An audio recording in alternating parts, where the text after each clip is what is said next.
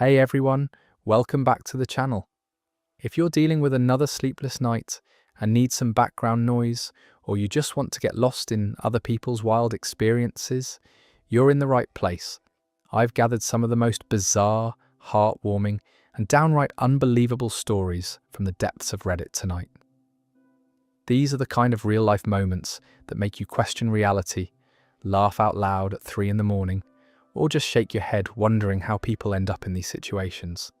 So grab your favourite blanket, dim those lights, and get comfortable, because we're diving deep into the strange corners of human experience. I accidentally matched with my teacher on a dating app. Neither of us swiped on purpose, but it was still beyond awkward the next day in class. I'm 19, and in my sophomore year of college, I was mindlessly swiping through profiles on this dating app around midnight, probably half asleep and not really paying attention to who I was looking at. You know how it is when you're just going through the motions, right swipe, left swipe, whatever. I wasn't even being particularly selective, just kind of zoning out after a long day of studying. The next morning, I wake up to a notification that I had a new match. Cool, nothing unusual there. But when I opened the app to check it out, my blood ran completely cold. The profile photo staring back at me was Professor Martinez, my environmental science teacher. Not someone who looked like her, not a similar person, but definitely, unmistakably, my actual professor. Same distinctive curly hair, same glasses, same smile I'd seen every Tuesday and Thursday for the past 2 months. My first thought was panic, pure absolute panic. How did this even happen? I tried to remember my swiping from the night before, but it was all a blur of faces and profiles. I must have accidentally swiped right on her without really looking, but that meant she had to have swiped right on me too, right? Unless there was some kind of glitch in the app or something. I spent the entire morning debating whether I should message her to explain it was an accident, or if I should just unmatch immediately and pretend it never happened. Both options felt equally mortifying. What do you even say in that situation? Sorry, Professor. Didn't mean to indicate romantic interest in you through a dating platform. Please don't let this affect my grade. The real test came during class that afternoon. I walked into the lecture hall and immediately made eye contact with Professor Martinez. For just a split second, I saw her eyes widen slightly before she quickly looked away and started shuffling through her papers. I could feel my face burning red as I took my usual seat in the 3rd row. The entire class was torture. Every time she looked in my direction during the lecture, I wondered if she was thinking about the match. When she asked if anyone had questions about the assignment, I kept my hand firmly planted on my desk, even though I actually did have a question. I couldn't risk any additional interaction beyond what was absolutely necessary. About halfway through class, she was talking about ecosystem balance or something, and she stumbled over her words slightly while looking directly at me. She recovered quickly, but I knew we were both thinking about the elephant in the room. The whole situation was so incredibly awkward that I could barely focus on anything she was saying. After class, I practically sprinted out of there. But as I was walking across campus, I heard footsteps behind me, and then Professor Martinez calling my name. My heart basically stopped. I turned around and she approached me with this expression that was part embarrassment, part amusement. She said, "I think we need to address what happened." I started stammering some explanation about how it was completely accidental, and I wasn't paying attention when I was swiping. She held up her hand and said, "Same here. I was actually showing my sister how these apps work because she's recently divorced. I must have accidentally swiped while I was demonstrating." The relief I felt was incredible. We both started laughing because the whole situation was so ridiculous. She assured me it wouldn't affect anything in class and suggested we both just unmatch and forget it ever happened. Which we did, immediately, while standing right there on the sidewalk. The rest of the semester was actually fine. We both managed to act completely normal during class, though I'll admit there were a few moments where we'd accidentally make eye contact, and I could see her trying not to smile. She turned out to be one of my favourite professors, and I ended up doing really well in her class.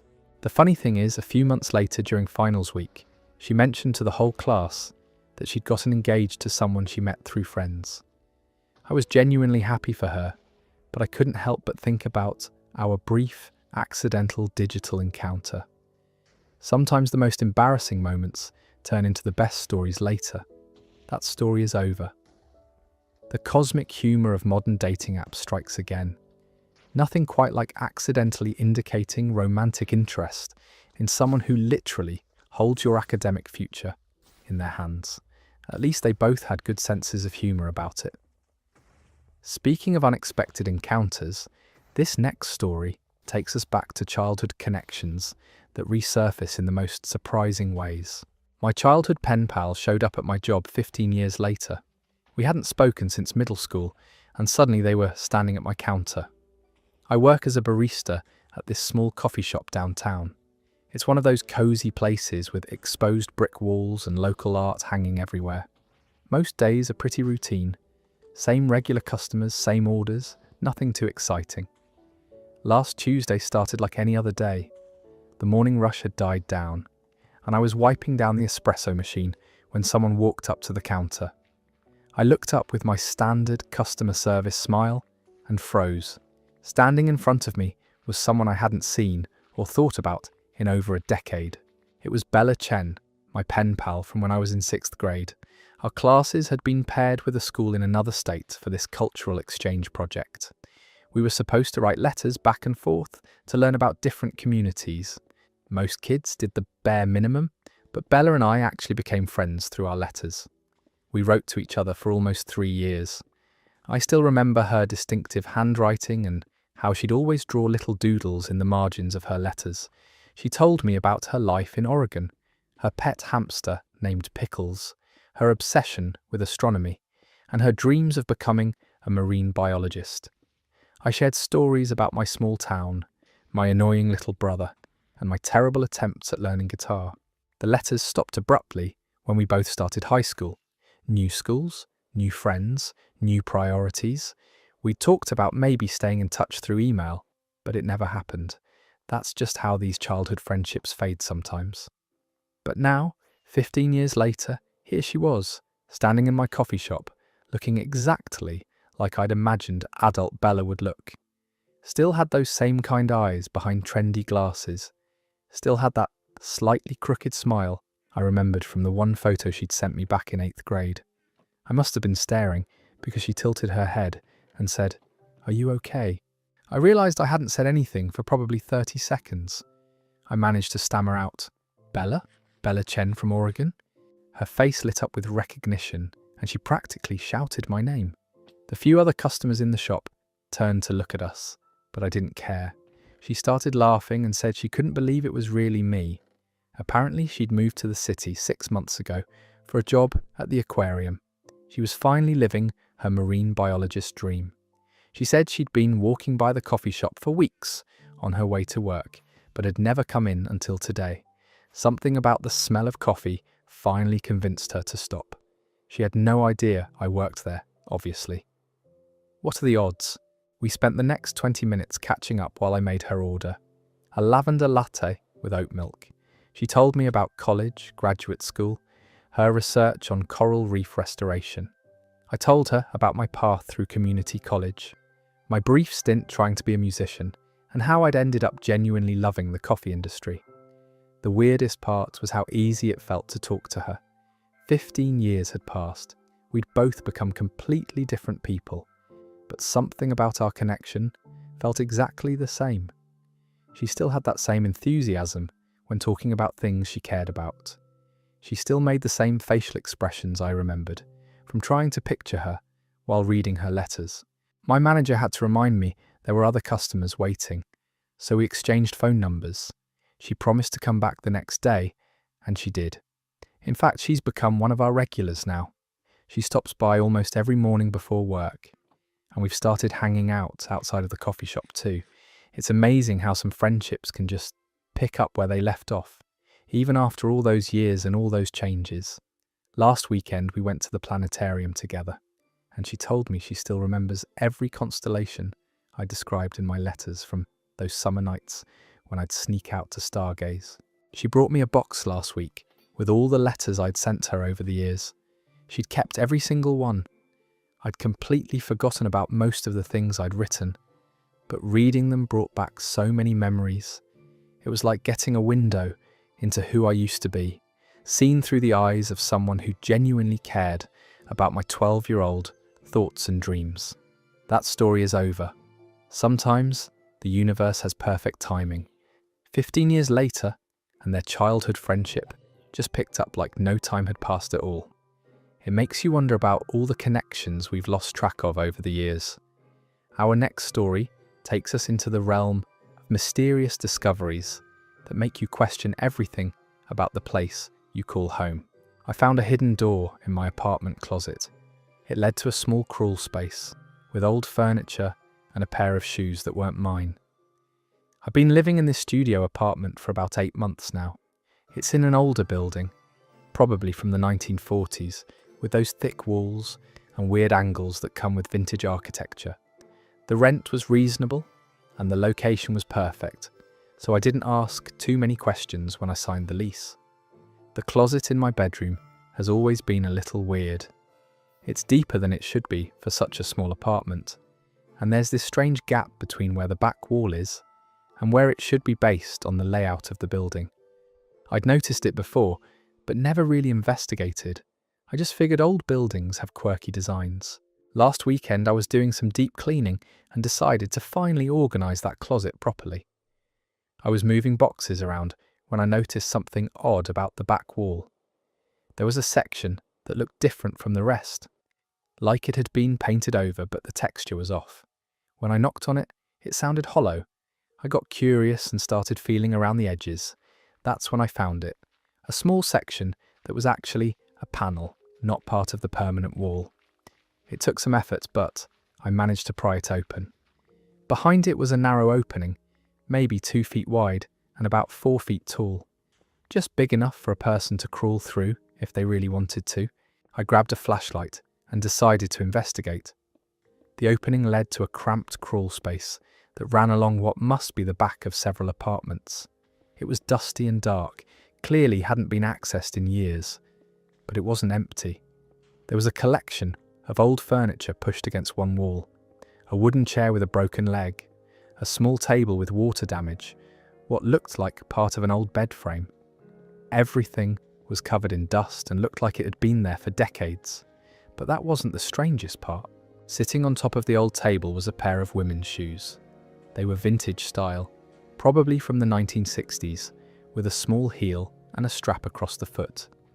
They were in surprisingly good condition, considering everything else in the space was falling apart, like someone had placed them there carefully and recently. Next to the shoes was an old leather handbag, also in much better condition than it should have been. Inside the bag was a lipstick, a small mirror, and a folded piece of paper with what looked like an address written in faded ink. Not my address, but somewhere else in the city. I took photos of everything before I touched anything, just in case. The whole situation felt like something out of a mystery novel. Who had access to this space? Why were these personal items here? How long had they been there? I brought everything out of the crawl space and into my apartment to examine it better. The shoes were a size 7, which is close to my size, but not exact. The style suggested they were vintage, but they looked almost new. The leather wasn't cracked, the soles weren't worn down. Either they were very well preserved or they hadn't been there as long as everything else. The address in the handbag led me down a rabbit hole of internet research. It corresponded to a building about 15 minutes away that had been demolished in the 1980s to make way for a parking lot. So whoever wrote that address down had done it at least 40 years ago. I decided to ask my landlord about the crawl space. He seemed genuinely surprised when I described it and said he'd never known it existed. The building had changed hands several times over the decades, and he'd only owned it for about 5 years. He said the previous owner hadn't mentioned any hidden spaces or storage areas. He came over to look at what I'd found and was just as puzzled as I was. He took photos for his records and said I could keep anything I'd found if I wanted to, He also said he'd have someone come seal up the opening since it wasn't supposed to be accessible anyway. Before they sealed it up, I went back in one more time with a better flashlight to make sure I hadn't missed anything. That's when I found something else. Scratched into the wooden beam near where I'd found the shoes was a name and a date. Margaret, 1967. The handwriting was shaky, like it had been carved with something small and not very sharp. I still have the shoes and the handbag. I've thought about trying to research who Margaret might have been, but I'm not sure I want to know.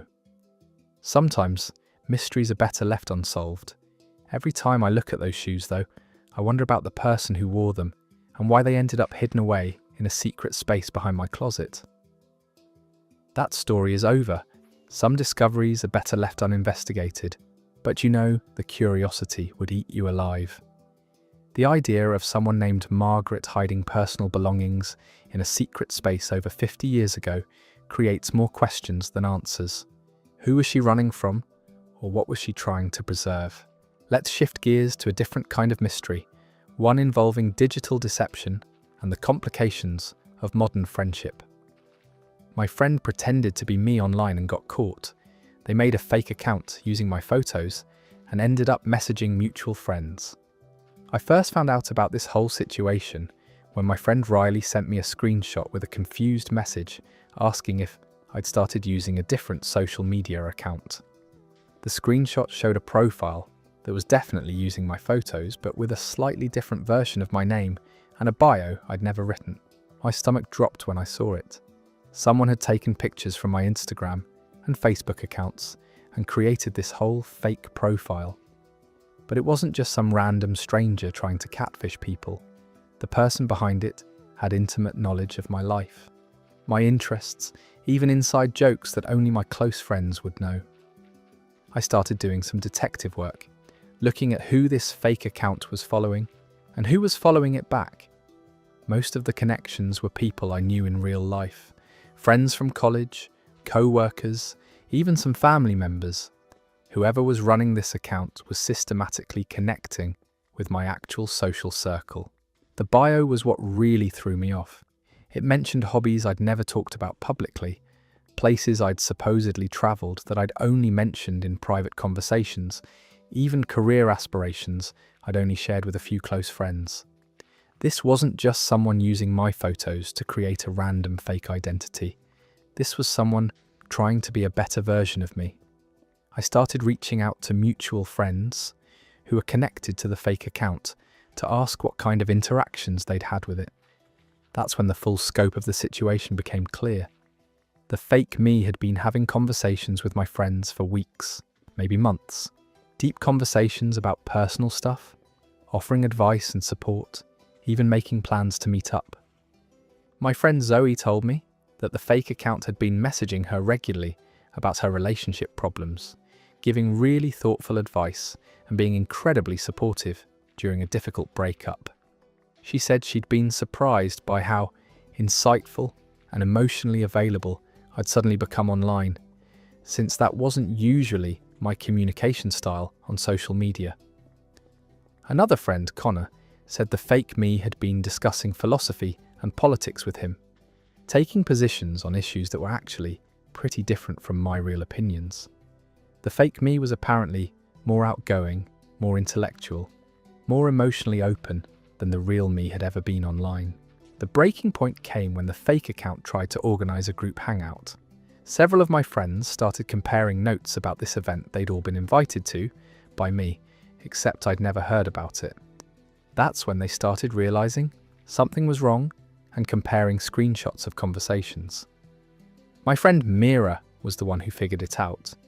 She'd been suspicious because the fake me had mentioned a movie we'd supposedly watched together, except we'd never actually watched that movie. When she started looking more carefully at the profile, she noticed little inconsistencies in the photos and the timeline of posts. Once everyone started comparing notes, it became obvious that someone was impersonating me. But the question remained, who? The level of personal detail suggested it was someone who knew me really well, someone who had access to my private social media posts, who knew about conversations I'd had with different friends, who understood my personality well enough to create a more confident version of it. I made a list of people who could have had access to that much personal information about me. It was a short list, maybe 5 or 6 people who I trusted enough to share personal details with regularly. I started having awkward conversations with each of them, trying to figure out if they'd noticed anything strange or if they had any theories about who might be behind the fake account. The truth came out when I confronted my friend Leo about it directly. I'd noticed that he always seemed to know details about conversations I'd had with mutual friends, even when I hadn't told him about them myself.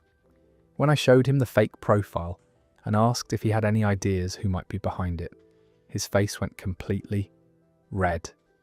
He broke down and admitted he'd been running the fake account for about 4 months. He said it started as a weird experiment because he was curious about how people would react to a more extroverted version of me. He'd been struggling with social anxiety and was fascinated by how easily he could connect with people when he was pretending to be someone else. He said he never meant for it to go as far as it did. At first, he was just posting occasionally and seeing how people responded. But then people started reaching out for real conversations and advice, and he found himself getting deeper into these relationships. He said it felt good to be helpful and supportive, even if he was doing it under false pretenses. The most messed up part was that he'd been using these conversations to get closer to our mutual friends in real life. He'd bring up topics or offer support based on things they'd told the fake me, creating this weird dynamic where he knew intimate details about their lives that they'd never actually shared with him directly. I told him he had to come clean to everyone he'd been talking to and delete the fake account immediately.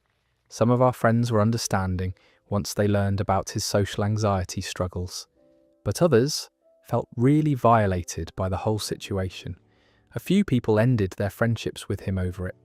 The weirdest part for me was realizing that the fake version of me had actually built stronger relationships with some of our friends than I had managed to build myself. Several people mentioned missing the deep conversations they'd had with fake me and suggested I should try being more open and emotionally available in my real online interactions. That story is over. The psychological complexity of creating a fake version of someone you know personally is honestly disturbing. Using your friend's identity to become more socially successful while mining their private information is a level of betrayal that's hard to come back from. It makes you wonder how well we really know the people closest to us. Our next story takes us to an unexpected role in someone else's special moment that you definitely didn't sign up for. I accidentally ended up in someone's family photo shoot. I was just at the park, but somehow I was standing right in the background of every shot.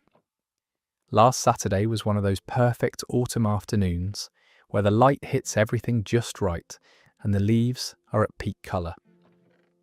I decided to take my book to Riverside Park and find a quiet spot under one of the big oak trees to read for a few hours. I found this perfect spot near the pond where there was good shade and a clear view of the water. I spread out my blanket and settled in with my coffee and this novel I'd been trying to finish for weeks. The park was busier than usual, but I found a relatively peaceful area away from the main walking paths. About 20 minutes into reading, I noticed this family setting up what looked like a professional photo session nearby. There was a photographer with multiple cameras and a big reflector thing, plus this family of about 8 people, ranging from grandparents down to toddlers. They were all dressed in coordinating fall colours, you know, the whole matching but not identical thing that families do for these kinds of photos. I didn't think much of it at first. Family photos are pretty common in the park, especially during fall when everything looks like a postcard. I figured they'd do their thing and I'd continue reading. I made sure to stay out of their way and kept to my little corner under the oak tree. But then I started noticing the photographer kept having to pause and reposition people. At first I thought maybe someone wasn't cooperating or the lighting wasn't right. Then I realised they were trying to work around me in the background of their shots. Every time they'd get everyone positioned, I'd apparently be visible somewhere behind them. The photographer was being really polite about it. never directly asking me to move, just constantly adjusting angles and having the family shift positions. But I could tell I was becoming a problem. The thing is, I was there first and I wasn't doing anything wrong. I was just quietly reading my book in a public park. After about the fourth repositioning, I looked up and made eye contact with the photographer. She gave me this apologetic smile, and I realised they were basically having to choreograph their entire session around my presence under this tree. I started to get up to move, but the grandmother in the group waved at me and called out, "Oh honey, don't worry about it. You stay put." That's when things got weird. Instead of continuing to work around me, the photographer suddenly had an idea. She asked if I minded being in some of the more casual shots as like background atmosphere. She said it would make the photos feel more natural and lived in, whatever that means. I was confused but figured why not. I went back to reading my book while they took several shots with me, just naturally doing my thing in the background. The photographer seemed really excited about how it was looking and kept saying things like "perfect, that's so organic, and the composition is beautiful." Then the family started getting into it. The kids thought it was hilarious that there was a random person in their family photos.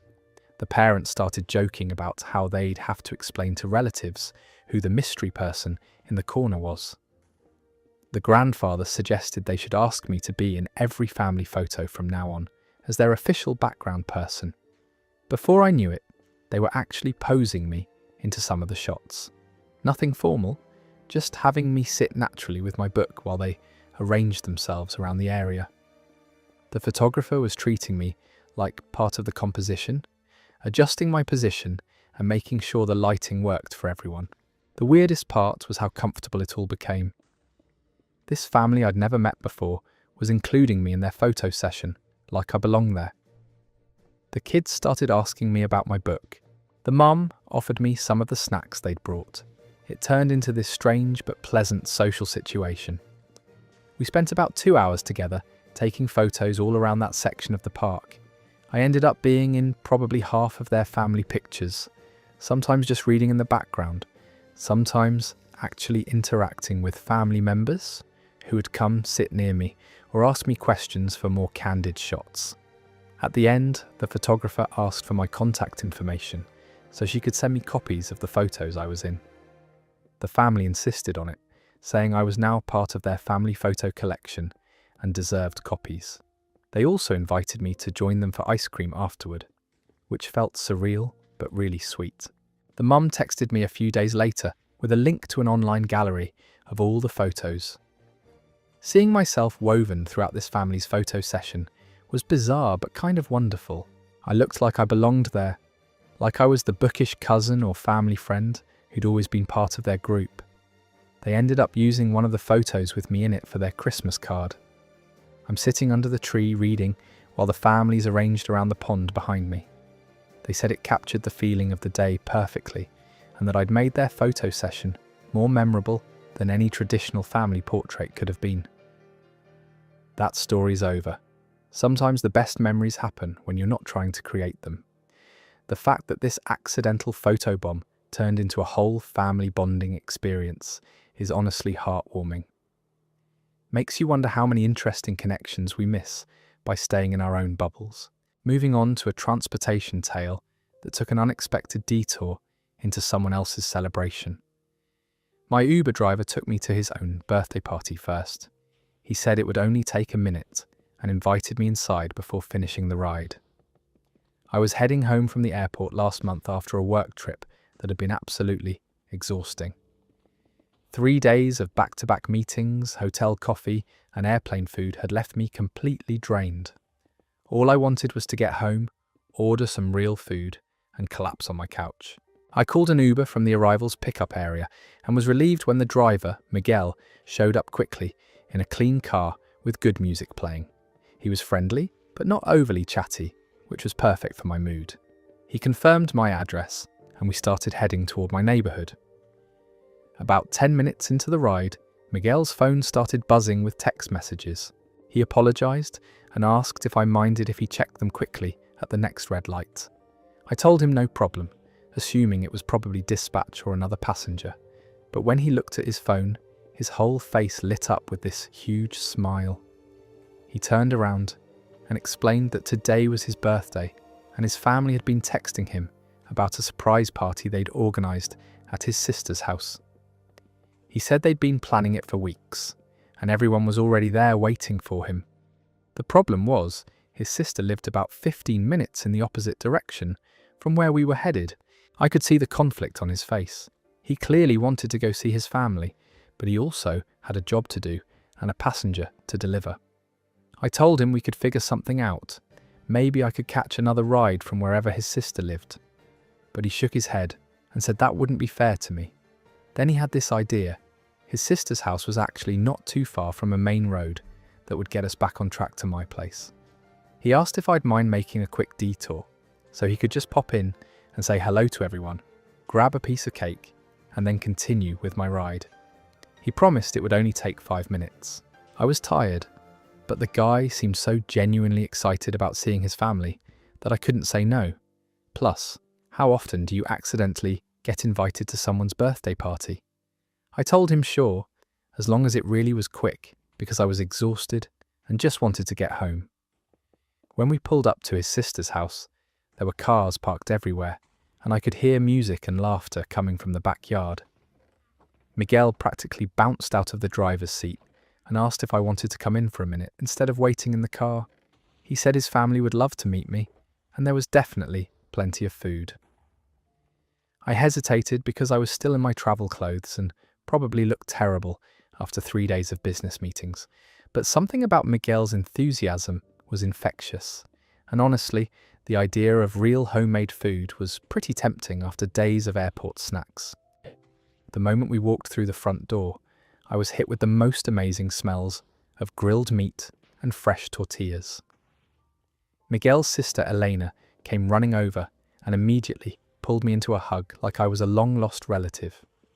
Before I could explain that I was just his passenger, she was handing me a plate of food and introducing me to what felt like 50 family members. Miguel disappeared into the crowd of relatives, and I found myself standing in their kitchen, holding a plate of the best-smelling carnitas I'd ever encountered. His niece, who couldn't have been more than 8, appointed herself as my tour guide and started explaining who everyone was and how they were related to Miguel. The 5-minute stop turned into almost an hour. Miguel kept apologizing and saying we could leave any time, but honestly, I was having more fun than I'd had all week.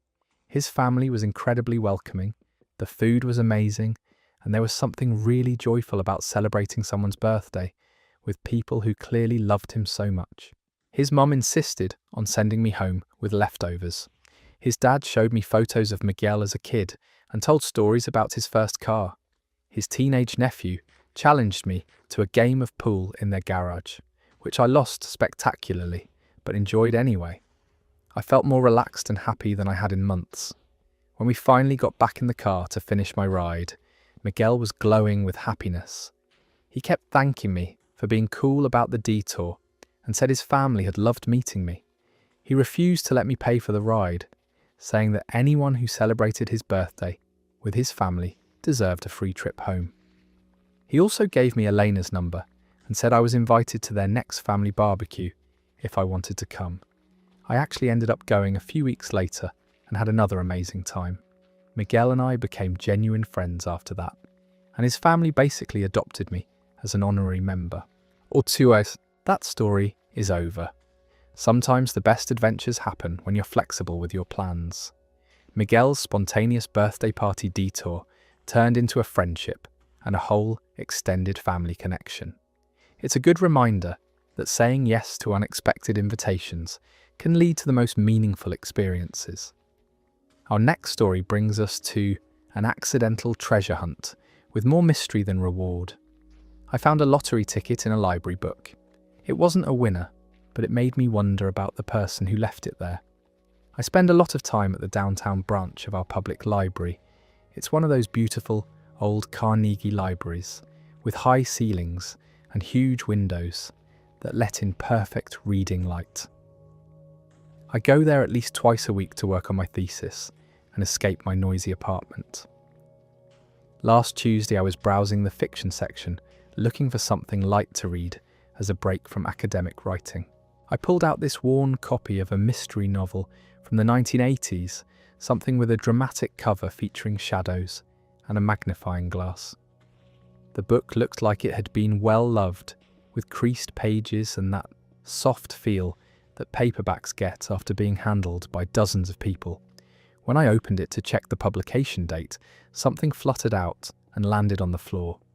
At first, I thought it was just a bookmark or a receipt someone had left behind. But when I picked it up, I realised it was a lottery ticket from about 6 months ago. The ticket was for one of those daily number games where you pick a few digits and hope they match what gets drawn. Someone had carefully filled out the numbers, in blue pen, choosing what looks like a combination of dates. The handwriting was neat and deliberate, like whoever bought it had put thought into their number selection. My first instinct was to check if it was a winner. I pulled out my phone and looked up the winning numbers for that date. I felt this little flutter of excitement, like maybe I'd stumbled onto someone's forgotten fortune. But when I compared the numbers, it wasn't even close, not a single digit matched. That's when I started wondering about the person who'd bought this ticket and then used it as a bookmark. Who were they? Why did they choose those particular numbers? Were they dates that meant something special to them? A birthday, an anniversary, the day they got married or had a kid? I looked more closely at the book where I'd found the ticket. It was a detective novel about a woman who inherits a house and discovers mysterious clues left by the previous owner. Someone had made notes in the margins, little observations about the plot and theories about who the villain might be. The handwriting matched what was on the lottery ticket. The margin notes were fascinating. Whoever had been reading this book was really engaged with the story, predicting plot twists and connecting clues. They'd written things like, "The neighbour knows more than she's saying," and "Check chapter 3 for the key detail." It was like following someone else's thought process as they worked through the mystery. I found myself getting invested in both stories, the fictional mystery in the book and the real mystery of who had been reading it. The lottery ticket felt like a clue in itself, someone who played the lottery regularly, someone who used tickets as bookmarks, someone who read mystery novels and took notes while they read. At the back of the book, I found more evidence of the previous reader. They'd written a list of all the characters and their relationships to each other, like they were keeping track of a complex family tree. There was also a timeline of events from the story, carefully organised by chapter and page number. This person was clearly a thoughtful, organised reader who approached books like puzzles to be solved. The lottery ticket suggested they were also someone who believed in luck, or at least enjoyed the possibility of it. Maybe they bought a ticket every week and used the old ones as bookmarks until they accumulated enough to throw away. I decided to keep both the book and the lottery ticket. I checked the book out officially and took it home to finish reading. As I read, I found myself comparing my theories about the mystery to the notes in the margins. Sometimes I agreed with the previous reader's observations. Sometimes I thought they'd missed important clues. By the time I finished the book, I felt like I'd had a conversation with a stranger across time. They'd guided me through the story with their notes and theories, and I'd responded with my own thoughts and interpretations. The lottery ticket had become part of the experience, a reminder that this reader was someone who took chances and hoped for good fortune. I ended up keeping the lottery ticket as a bookmark in my own books. It felt like honouring the previous reader's system while creating my own connection to their story. Every time I see those carefully chosen numbers, I think about the person who selected them and wonder what made those dates important enough to bet on. That story is over. There's something beautiful about finding traces of other people's lives in unexpected places. That lottery ticket became a window into someone else's hopes and habits, turning a simple library visit into a connection across time. Makes you wonder what small pieces of yourself you're leaving behind for others to discover. Let's move into a story about family deception that lasted far longer than anyone expected. My cousin faked an accent for 2 years straight. She convinced everyone at school she was from another country until it slipped one day. My cousin Selene moved to our town the summer before her junior year of high school. Her dad got transferred for work, and they relocated from about 3 states away. It was a big adjustment for everyone, leaving behind friends and starting over in a new place where they didn't know anyone. When school started in the fall, I was excited to finally have family at the same school. Selene and I had always gotten along well during family gatherings, and I thought it would be cool to hang out more and help her meet people. But on her first day, something really strange happened. I was walking down the hallway between classes when I heard this voice that sounded familiar, but different. I turned around and saw Selena talking to a group of students near the lockers, but she was speaking with this accent I'd never heard from her before.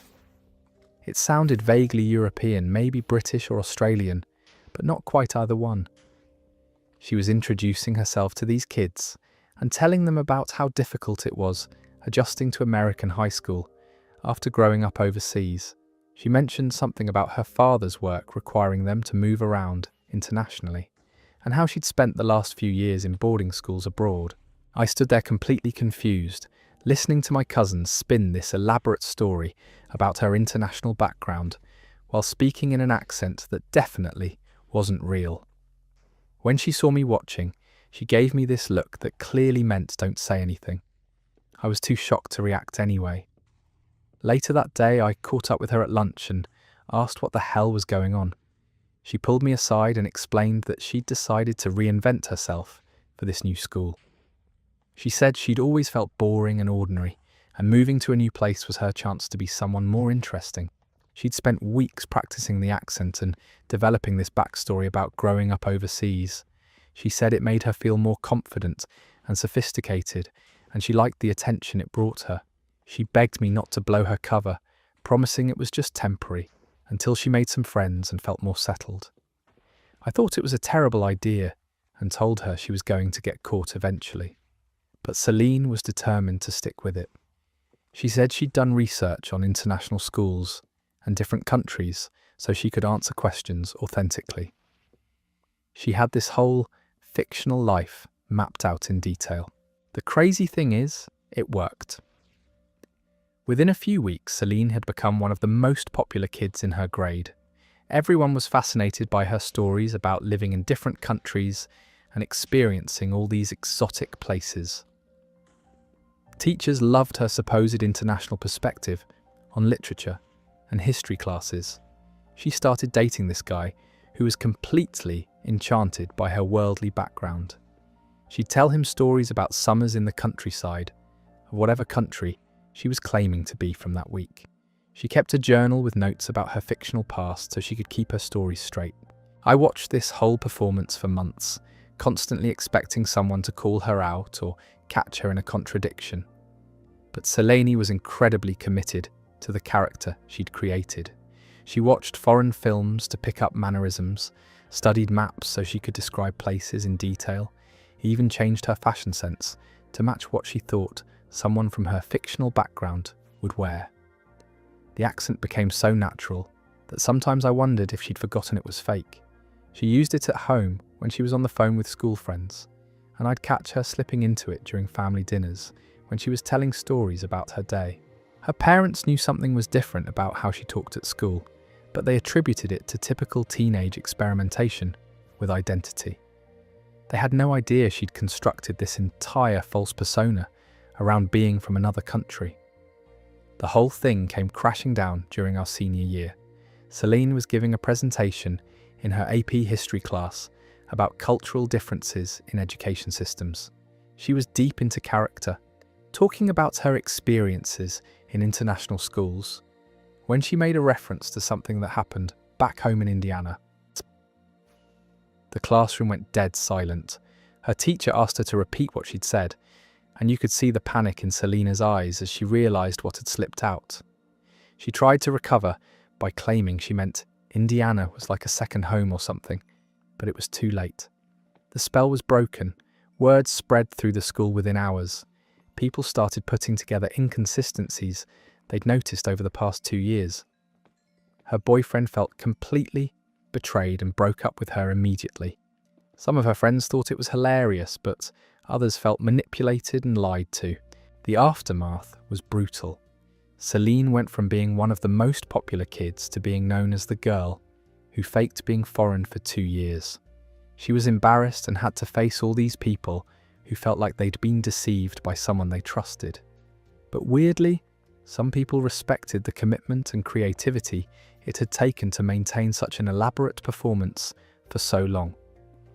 A few teachers actually gave her credit for the research and preparation she'd put into creating her fictional background.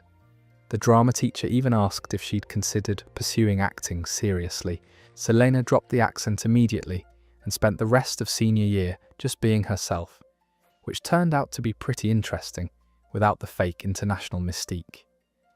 She learned that she didn't need an elaborate persona to be likable, but it took a long time to rebuild trust with people who'd felt deceived. That story is over. 2 years of commitment to a fake identity is honestly impressive from a performance standpoint, even if it was built on lies. The dedication required to maintain that level of deception while living with family who knew the truth must have been exhausting. Sometimes, the most interesting thing about someone is just who they actually are. Our next story involves a case of mistaken contact information that led to some very awkward phone calls. My friend accidentally put my phone number on their resume. I started getting job interview calls for weeks before we figured it out. I work from home doing freelance graphic design, which means my phone is usually on silent during the day unless I'm expecting a specific call. Most of my clients communicate through email or project management platforms, so phone calls are pretty rare in my daily routine. About 3 weeks ago, I started getting these random phone calls at odd hours. The first few I just ignored because I didn't recognize the numbers and figured they were probably spam calls or telemarketers, but they kept coming, sometimes 2 or 3 calls in a single afternoon. Finally, curiosity got the better of me and I answered one of them. The woman on the other end sounded very professional and started by saying, "Hi, this is Patricia from Morrison & Associates. We received your resume for the marketing coordinator position and would like to schedule a phone interview." Yes. I was completely confused. I told her I hadn't applied for any marketing jobs and definitely hadn't sent a resume to her company. She seemed just as confused as I was and asked me to verify the phone number she'd called. When she read it back to me, it was definitely my number. She said they'd received a resume from someone named Hugo Martinez about a week earlier, and this was the contact number listed. I told her I didn't know anyone named Hugo Martinez, but she insisted the resume had been submitted with my phone number as the primary contact. Over the next few days, the calls kept coming. Different companies, different positions, but always the same story. They'd received a resume from Hugo Martinez with my phone number listed. I was getting calls for everything from entry-level administrative positions to senior management roles in industries I knew nothing about. Some of the conversations were pretty awkward because the hiring managers would start asking me technical questions about experience I didn't have.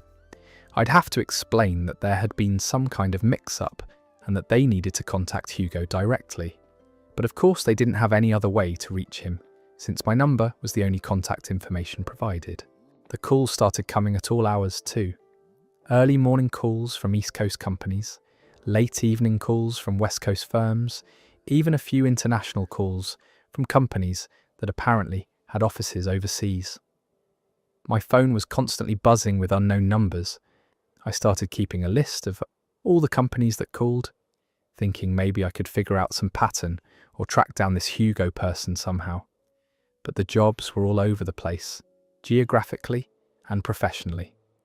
Tech companies in Silicon Valley, accounting firms in Chicago, non-profit organizations in Portland, consulting groups in Boston. After about 10 days of this, I was getting pretty frustrated. I'd had to turn my phone back on during work hours because I was worried I might miss an important call from an actual client, but that meant getting interrupted constantly by these job interview requests. Then I got a call from a company called Stellar Marketing Solutions. The hiring manager, Kevin, was particularly persistent and said they were really excited about Hugo's background and wanted to set up an in-person interview as soon as possible. He mentioned that Hugo's cover letter had mentioned relocating to the area specifically for this opportunity. That's when I had an idea. I told Kevin that there had been a mistake with the contact information, but I asked him if he could email me a copy of the resume so I could help track down Hugo and make sure he got connected properly. Kevin was surprisingly helpful and said he'd send it right over. When I opened the resume attachment, everything suddenly made sense. Hugo Martinez was my friend from college. We'd stayed in touch on social media, but hadn't talked in person in probably 2 years. The resume listed experience and education that I remembered him mentioning in various posts and conversations. But there at the top, clear as day, was my phone number listed as his primary contact. I compared it to his actual phone number in my contacts, and I could see what had happened. His number ended in 7823, mine ends in 7832. He'd transposed 2 digits when typing up his contact information. I called Hugo immediately and explained what had been happening. He was mortified. He said he'd been applying to jobs for the past month and couldn't understand why he wasn't hearing back from anyone. He'd been checking his email constantly and waiting by his phone, getting more and more discouraged that no one seemed interested in his applications. He'd been so focused on crafting the perfect resume and cover letters that he hadn't double-checked the contact information at the top. He'd been sending out dozens of applications with my phone number instead of his own, which explained why I'd been getting such a wide variety of calls from different industries and locations. Hugo felt terrible about the mix-up and started calling back every company I could remember to correct his contact information. Some of them were understanding and rescheduled interviews with his correct number. Others had already moved on to other candidates, figuring that a candidate who couldn't be reached wasn't serious about the position. The funny thing is, a few of the hiring managers I'd spoken to were so impressed by how polite and professional I'd been in explaining the situation that they asked if I was interested in applying for positions myself. One company even said they had openings that might be perfect for someone with my background. Hugo ended up getting 3 interviews from the corrected applications and actually landed a job with one of the companies that had originally called me. He said the hiring manager remembered our conversation and was impressed that Hugo had a friend who was responsible enough to help sort out the confusion. That story is over. The mental image of Hugo sitting by his phone wondering why no one was calling while companies were desperately trying to reach him through the wrong number is honestly pretty tragic. At least it had a happy ending and taught both of them to triple-check contact information. Let's move to something that would make anyone question their living situation and their locks. I woke up to a stranger sleeping on my couch. Turns out he was drunk and thought my apartment was his friend's place. I'm not a particularly heavy sleeper, but I'd had a long week at work and had taken some melatonin the night before to help me get a full 8 hours. I usually wake up naturally around 7 in the morning, but that Saturday I slept until almost 10, which was unusual for me. I stumbled out of my bedroom toward the kitchen to make coffee, still half asleep and not really paying attention to my surroundings. My apartment has an open floor plan, so you can see the living room from the kitchen area. As I was reaching for the coffee maker, I noticed something that made me freeze completely. There was someone sleeping on my couch. Not someone I recognized, not someone who should have been there, just a complete stranger passed out under the throw blanket. I usually keep folded on the back of the sofa. My first instinct was panic. Had someone broken in? Was I being robbed? Should I call the police? But the person didn't look threatening. He was probably in his mid-20s, wearing jeans and a college sweatshirt, and he was snoring softly, like he was having the most peaceful sleep of his life. I grabbed a kitchen knife, not because I wanted to hurt anyone, but because I had no idea what was going on and wanted to be prepared for anything. I approached the couch slowly and cleared my throat loudly. The guy didn't even stir. I said, "Excuse me," in a normal voice, then a little louder, then practically shouted it. Finally, he opened his eyes and looked around with this confused, disoriented expression. When he saw me standing there with a knife in my hand, he sat up quickly and started apologizing immediately. He looked just as confused as I felt. "Oh my God, I'm so sorry," he said, rubbing his eyes and looking around my apartment like he was trying to figure out where he was. "This isn't Tyler's place, is it?" I told him no, definitely not Tyler's place, and asked him how he'd gotten into my apartment. He explained that he'd been out drinking with friends the night before and had gotten separated from the group around 2 a.m. His friend Tyler lived in the same apartment complex and had given him a spare key in case he ever needed a place to crash. He'd been trying to find Tyler's apartment in the dark and apparently picked the wrong door. The weird thing was, his key had actually worked in my lock. He showed me the key, and it looked identical to mine, except for a slight difference in one of the teeth. Apparently, some of the older locks in the building weren't very secure, and similar keys could sometimes work in multiple units. He was incredibly apologetic and embarrassed about the whole situation. He said he'd been so drunk that he hadn't really looked around when he came in, just headed straight for what he thought was Tyler's couch, and passed out immediately. He'd had no idea he was in the wrong apartment until he woke up to me standing over him. I put the knife away once I realised he wasn't a threat, just a very lost and hungover college student who'd made an honest mistake. He kept apologising and asking if he could call someone to come pick him up. He said Tyler lived 2 floors up and that he'd obviously gotten confused about which stairwell to use.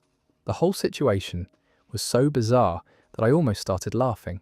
Here was this complete stranger who'd accidentally spent the night on my couch, and he seemed more mortified about it than I was.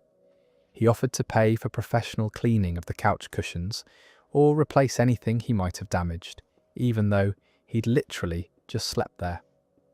I made him a cup of coffee and let him call Tyler, who came down immediately to collect his very embarrassed friend.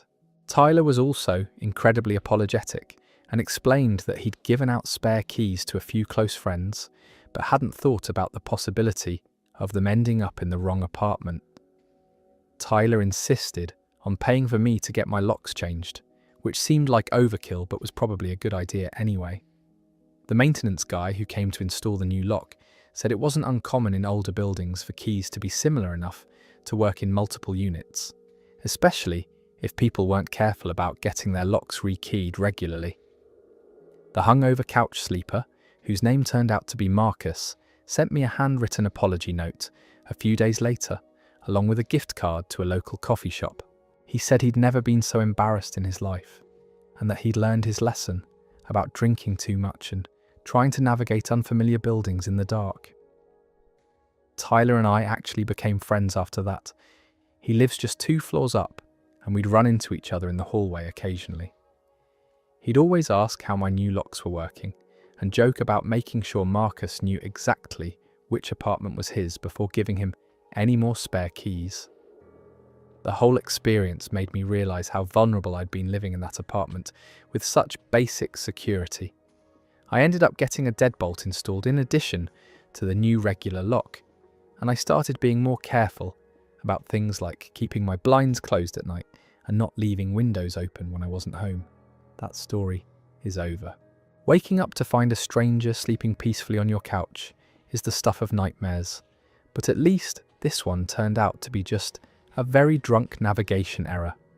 The fact that his key actually worked in the lock makes you wonder about every apartment building's security system ever.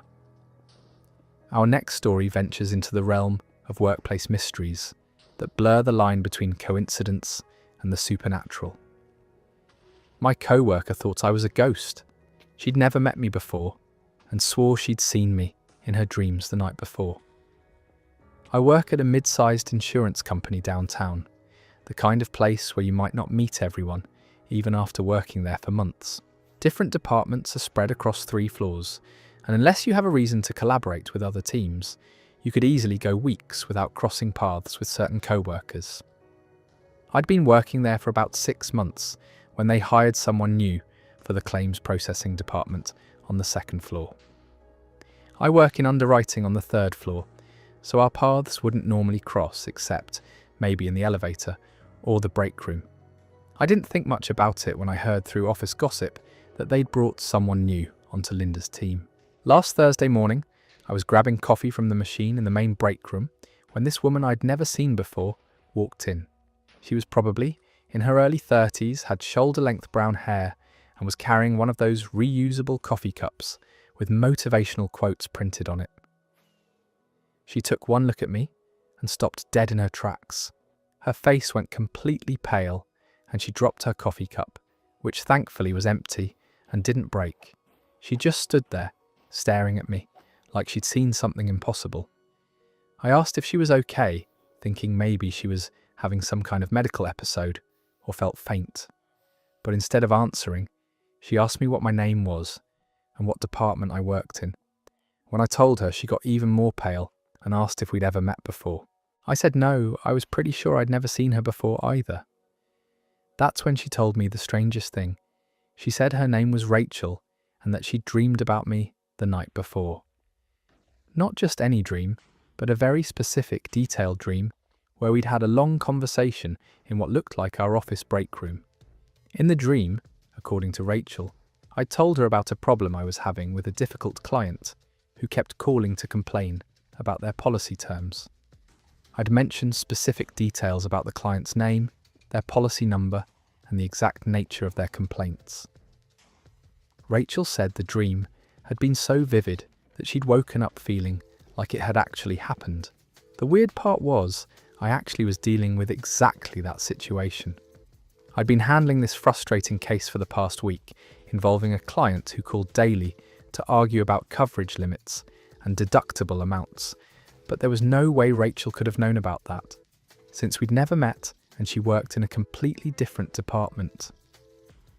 I told her about the client's situation, thinking maybe she'd somehow overheard me talking to someone about it, but Rachel said she'd only started working there 3 days ago and hadn't had any contact with anyone from my department.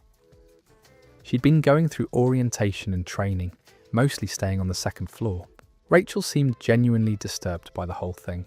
She said she'd never experienced anything like it before and didn't usually remember her dreams in such detail. She described other parts of the dream too, like what I was wearing and specific things I'd said about my weekend plans, stuff that she couldn't possibly have known. The conversation was getting pretty weird, so I suggested maybe she'd seen me in the elevator or hallway without consciously registering it, and her subconscious had incorporated that into a dream. But she insisted she would have remembered meeting me, and that the dream had felt more like a real conversation than anything her imagination would create. Over the next few days, Rachel kept finding excuses to come up to the third floor. She'd ask questions about office procedures that she could have easily asked her own supervisor, or she'd offer to deliver documents that could have been sent through internal mail. Every time she saw me, she'd get this slightly spooked expression. Finally, I asked her directly what was bothering her about the whole dream situation. She explained that she'd always been a little superstitious about dreams and premonitions, and that having such a detailed, accurate dream about someone she'd never met felt significant somehow. She started asking around the office to see if anyone else had ever experienced anything similar. Most people thought it was just a weird coincidence, but a few of the older employees mentioned that the building had a strange history. Apparently, it used to be a hotel back in the 1940s, and some people claimed there was residual energy or something. I don't really believe in supernatural explanations, but I couldn't come up with a rational reason for Rachel's dream to have been so accurate about my work situation. She'd described details about the client case that only I knew, including the client's habit of calling exactly at 3 p.m. every day, and their tendency to threaten to switch insurance companies. Rachel and I ended up becoming friends over the whole bizarre situation. She'd stop by my desk sometimes to check if any of her other dreams had connections to real events happening in my life. Most of the time, they didn't, but occasionally she'd mention something that would turn out to be surprisingly accurate. The client's situation that started the whole thing eventually resolved itself when the customer decided to switch to a different insurance company. Rachel joked that maybe her dream had been a premonition about how the case would end, since in the dream version, I'd mentioned feeling relieved that a difficult client was finally leaving. We still work at the same company, and Rachel still occasionally tells me about dreams she's had that seem to connect to real events. I've never had any similar experiences myself, but I've learned not to dismiss her observations entirely.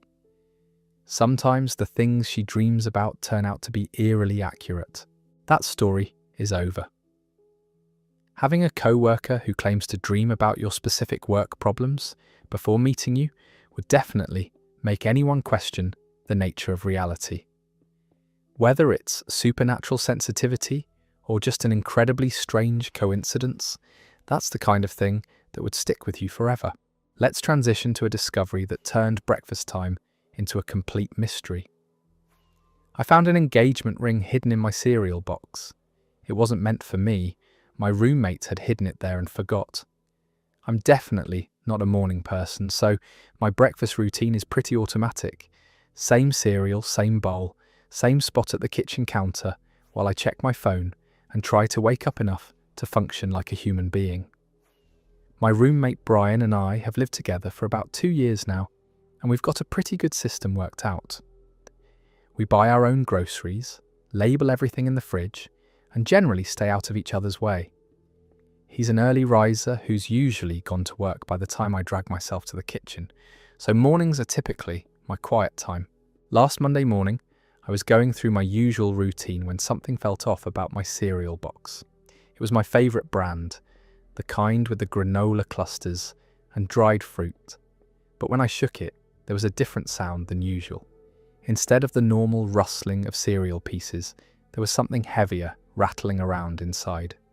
I figured maybe the cereal had settled during shipping, or something had gotten broken during transport.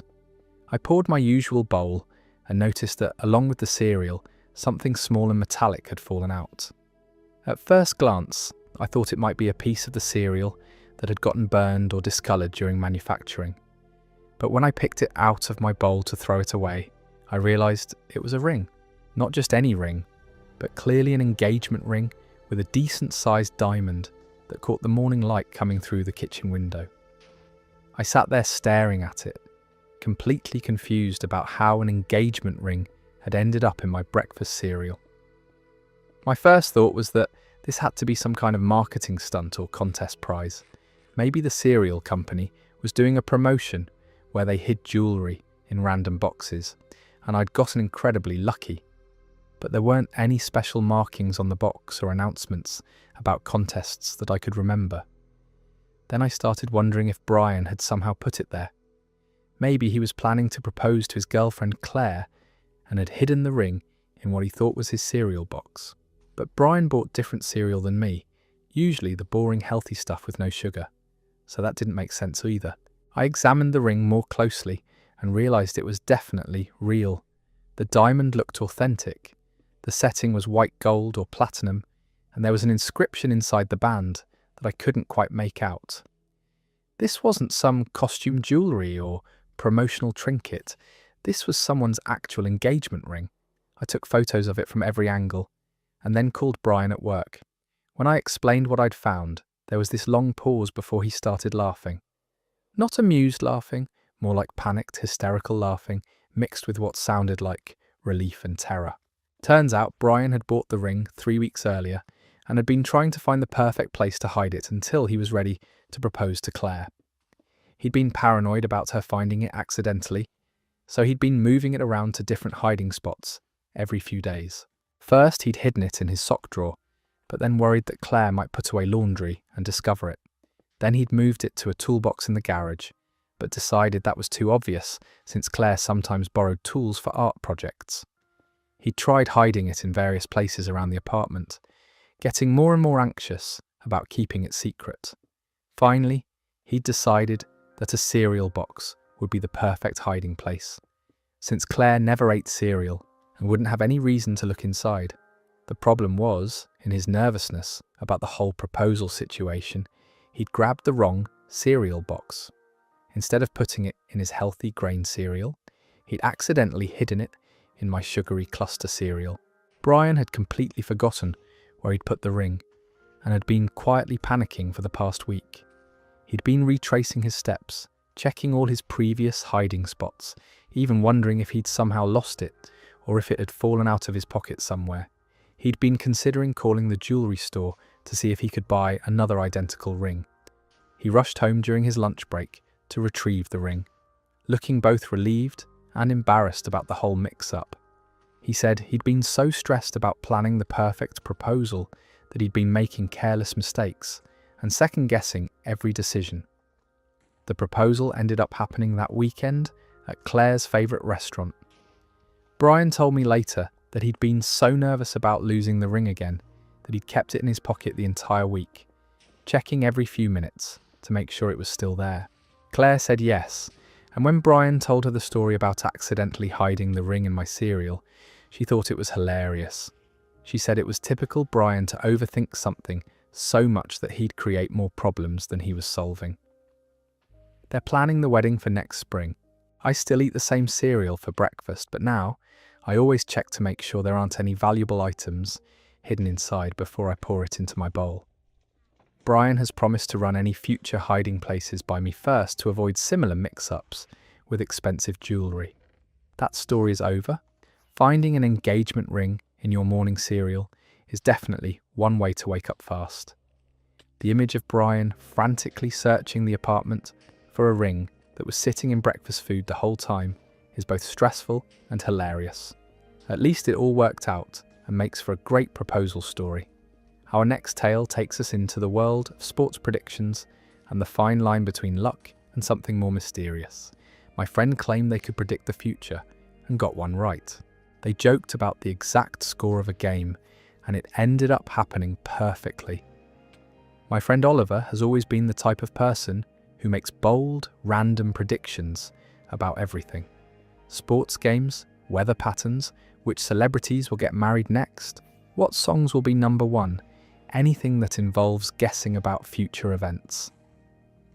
Most of the time his predictions are completely wrong, but he makes them with such confidence that it's become entertaining to listen to. We were hanging out at this sports bar downtown last month, watching the playoffs with a group of friends.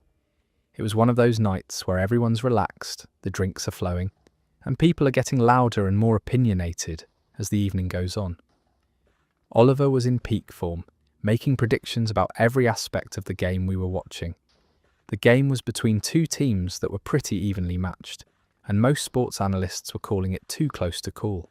The betting odds were nearly even, and even the most dedicated fans weren't confident about predicting a winner.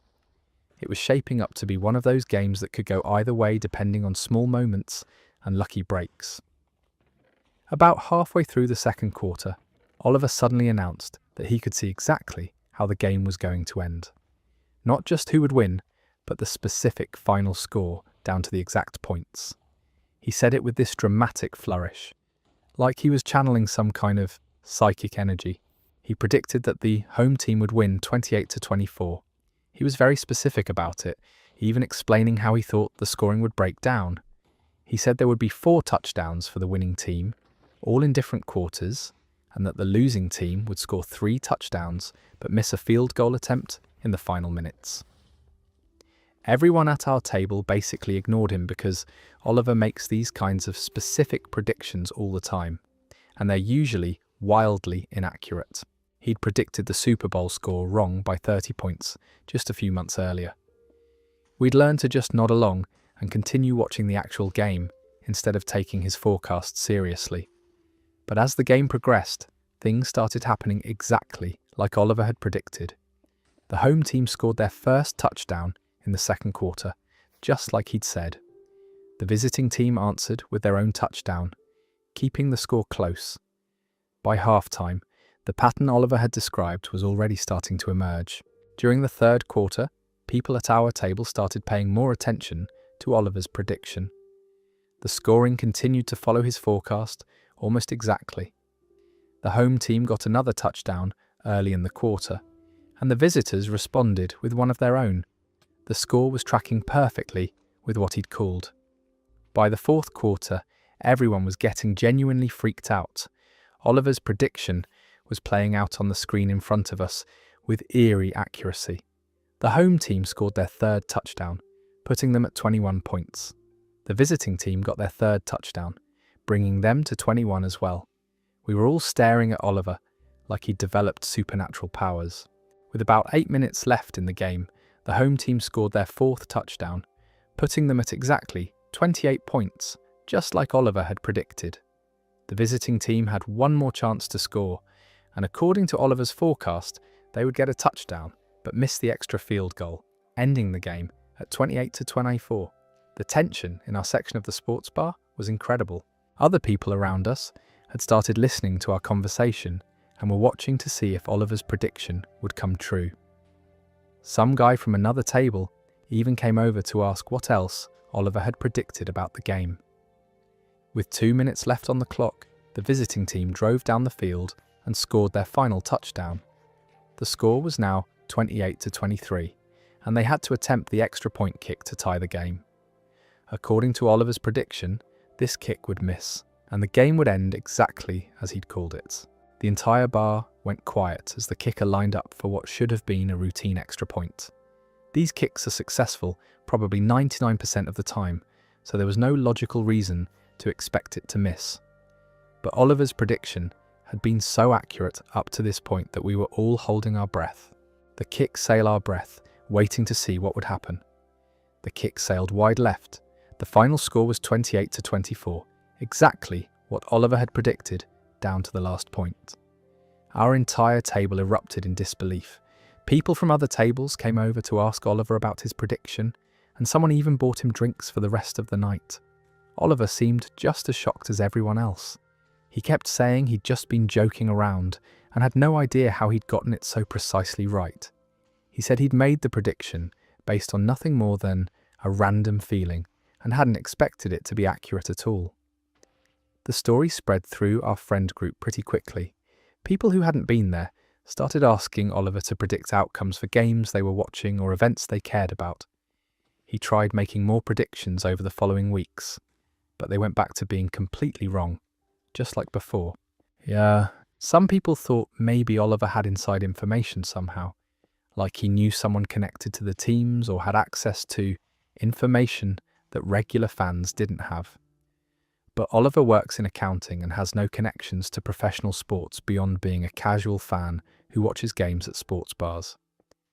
Others suggested that it was just an incredible coincidence, that if you make enough specific predictions, eventually one of them is bound to be right, just by pure chance. The odds of guessing the exact score were pretty low, but not impossible, especially if you factor in typical scoring patterns for football games. Oliver himself started getting a little spooked by the whole thing. He said he'd always made random predictions for fun, but having one come true so precisely made him wonder if there was something more going on. He started paying more attention to his intuitive feelings about future events, but nothing else panned out with the same accuracy. A few weeks later, he tried to recreate the experience by making another very specific prediction about a different game. He was confident that he could tap into whatever had made his first prediction so accurate. But the game ended with a completely different score, and Oliver went back to his usual pattern of entertaining but inaccurate forecasts. The whole experience made our friend group more superstitious about Oliver's predictions, even though, logically, we knew it was probably just a fluke. Whenever we watch games together now, people still ask him what he thinks the final score will be, just in case he has another moment of mysterious accuracy. Oliver has embraced his brief moment of psychic fame and still makes bold predictions about everything, but with the disclaimer that he's only been right once in his entire life. He says that one perfect prediction was enough excitement for him, and he's back to just enjoying games without the pressure of trying to see into the future. That story is over.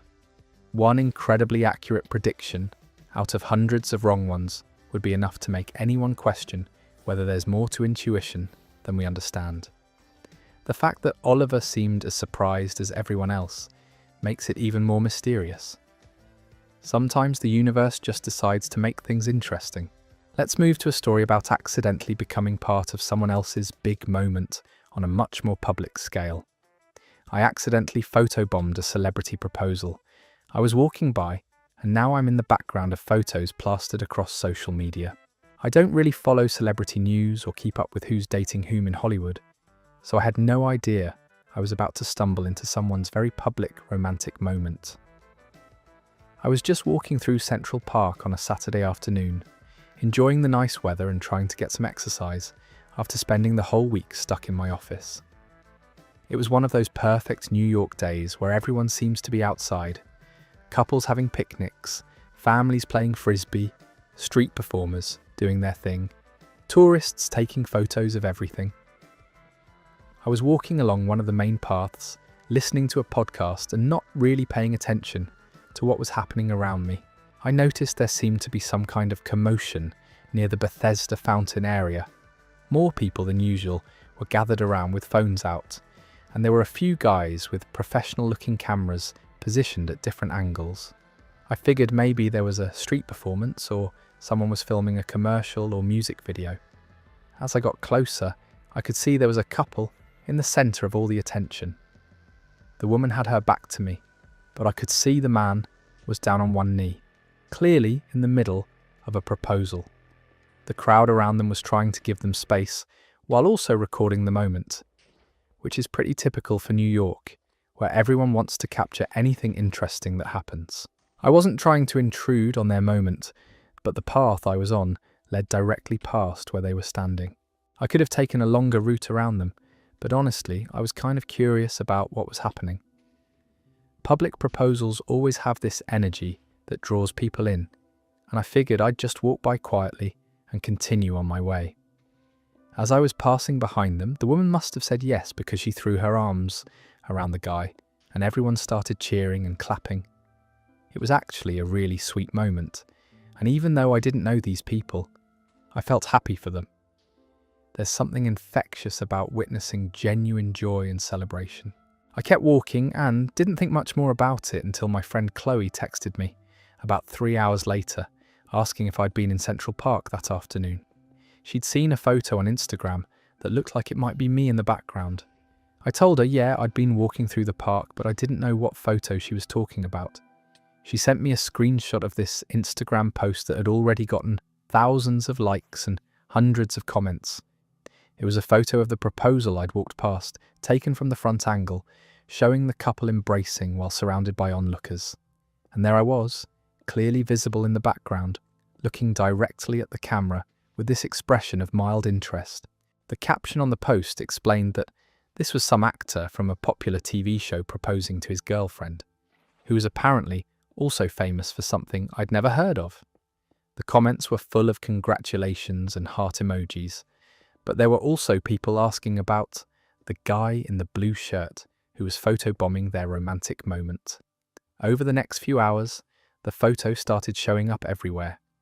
Entertainment websites picked it up, celebrity gossip accounts reposted it, and it even made it onto some morning shows as a feel-good segment about love in the city. In every single version of the photo, I was prominently displayed in the background, looking like I was posing for the camera. The worst part was that I wasn't even looking at the couple in the photo. I had turned toward the camera because I'd heard someone calling out directions to the photographer, and I was curious about what kind of professional setup they had going. So in the photo, it looks like I deliberately positioned myself to be part of their moment. My social media started blowing up, with people tagging me in reposts of the photo. Friends from college, co-workers, even distant relatives were sending me messages asking if I knew I was famous for photobombing a celebrity proposal. Some people thought it was hilarious, others were asking if I'd done it on purpose. The celebrity couple seemed to have a good sense of humour about it. In an interview a few days later, they mentioned the friendly stranger who shared our special moment and said they thought having a random New Yorker in the background made the photo more authentic and representative of their relationship with the city. But the internet had different ideas. People started making memes out of the photo, photoshopping me into other famous romantic moments throughout history. Someone created a fake Twitter account for me called Professional Photobomber and started tweeting about my services for special events. A few local news stations even reached out asking if I wanted to do interviews about my accidental fame. One morning show wanted to bring me on to talk about the experience and maybe meet the celebrity couple in person. I declined because the whole thing was getting a little overwhelming and I just wanted it to blow over. The strangest part was walking around the city afterward and occasionally having people recognize me from the photo. Someone stopped me on the subway to ask if I was the proposal guy, and a barista at my usual coffee shop said she'd seen my face all over social media. It was weird being accidentally famous for something I'd had no control over.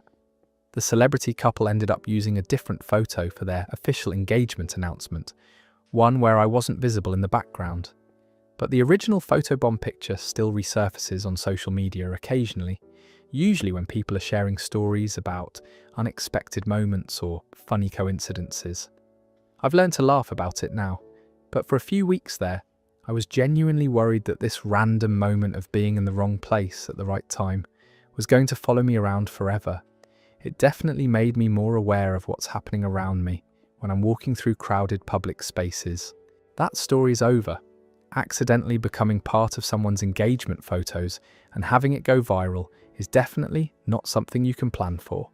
The fact that he looked like he was posing on purpose just made it even more memeable.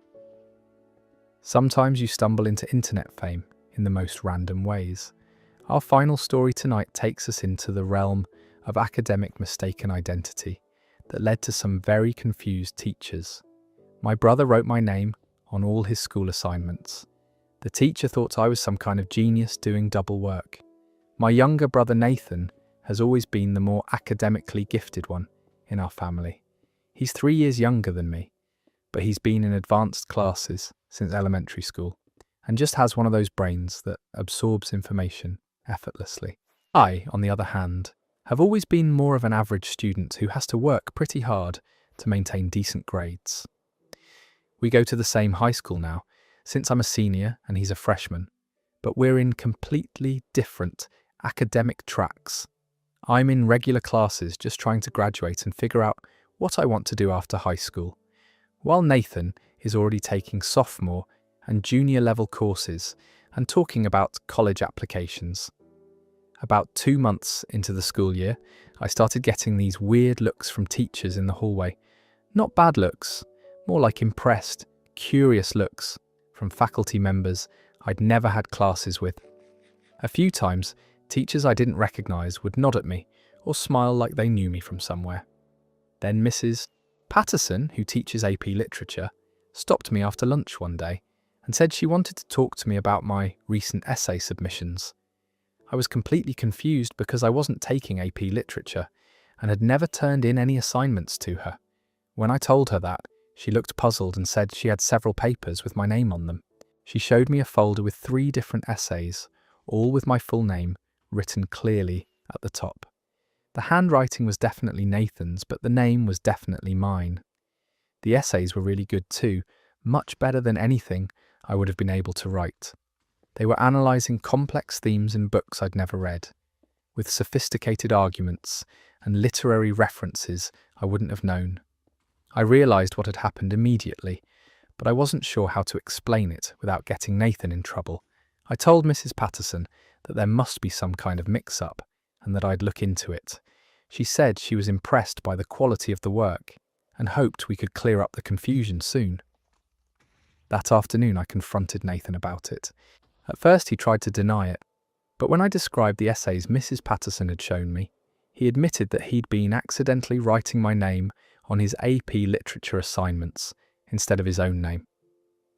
He said he'd been so focused on the content of the essays that he'd been putting the wrong name at the top without thinking about it. But it wasn't just AP Literature. Over the next few days, I discovered that Nathan had been writing my name on assignments for 3 different classes. His AP History teacher had started wondering why a senior named after me was taking a class that was supposed to be for advanced juniors.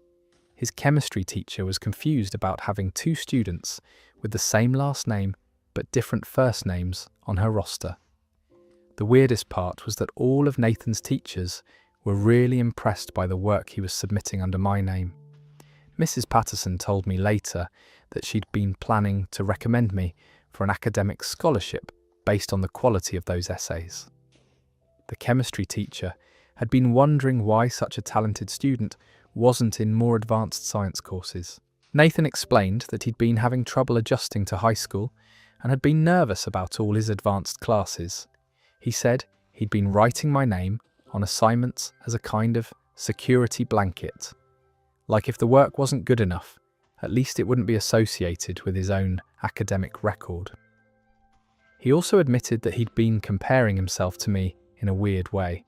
Even though he was clearly more academically advanced, he'd been feeling pressure to live up to what he perceived as my more confident, outgoing personality. Writing my name on his papers was his way of channeling what he thought was my self-assurance. We had to go to each of his teachers individually to explain the situation and get the names corrected on all his assignments. Most of them were understanding, especially once they realised that Nathan was actually in their classes and had been doing the work himself. A few were concerned about the mix-up and wanted to make sure there weren't any issues with academic integrity. The guidance counsellor got involved to make sure Nathan's grades were properly recorded under his own name and that there wouldn't be any complications with his transcript. She also suggested that Nathan might benefit from talking to someone about the adjustment stress he'd been experiencing. The whole situation actually ended up being good for Nathan in a weird way. His teachers now realised that having his work recognised under his own name actually gave him more confidence than his security blanket approach ever had. The teachers started acknowledging Nathan directly for his impressive work, and he began to feel more comfortable being the academically gifted freshman instead of trying to hide behind someone else's identity. By the end of the semester, Nathan was thriving in his advanced classes and had stopped second-guessing his abilities. He even joined the academic decathlon team and started tutoring other students in chemistry. The experience taught both of us something about the importance of owning your achievements, even when they feel scary or overwhelming. That story is over. The psychological complexity of a gifted kid using his older brother's name as a confidence shield is actually pretty heartbreaking. At least it ended with Nathan realizing he deserved credit for his own brilliance. Sometimes the people we think have it all figured out are struggling with their own insecurities in ways we never expect. Speaking of unexpected discoveries, this next story takes us into the realm of workplace mysteries that make you question everything about your daily routine. I kept finding someone else's lunch in the office fridge with my name on it. After weeks of investigation, I discovered my co-worker has the exact same name as me. I work at a mid-sized marketing firm where everyone brings their lunch and stores it in the communal refrigerator.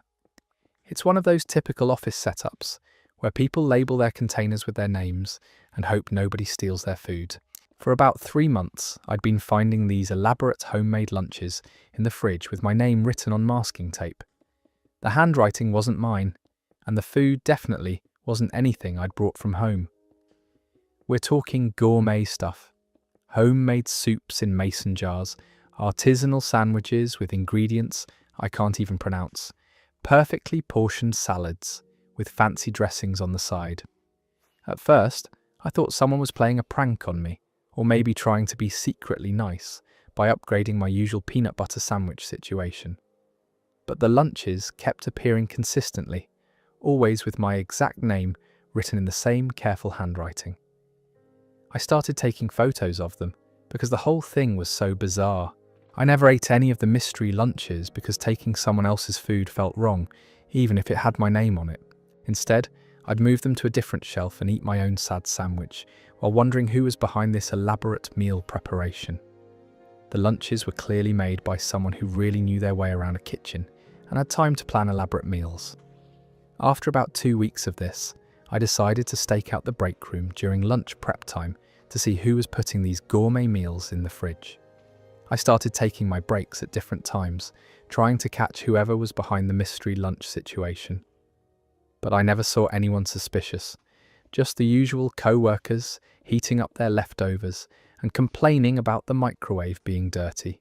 The mystery deepened when I started noticing that the lunches would disappear by the end of each day. Someone was definitely eating them, which meant either the person making them was also the person eating them, or there was someone else involved who knew about the arrangement. I began to feel like I was living in some kind of office food conspiracy. I finally decided to leave a note next to one of the mystery lunches, asking whoever was making them to contact me. I figured maybe we could solve this confusion together and figure out why my name kept appearing on someone else's elaborate meal preparations. The note disappeared along with the lunch, but I never got any response. That's when I decided to get more systematic about my investigation. I started keeping a log of when the lunches appeared, what they contained, and when they disappeared. I also started asking co-workers if they'd noticed anything strange about the break room, or if anyone had mentioned anything about shared lunches or meal planning. Most people thought I was overthinking the situation, but my cubicle neighbour Priya suggested that maybe there was another employee with the same name as me. She said the company was big enough that it was possible for two people to have identical names without necessarily working closely together or even meeting. That possibility had never occurred to me, but it made perfect sense. I went to HR and asked if they could check whether there was another employee with my exact name.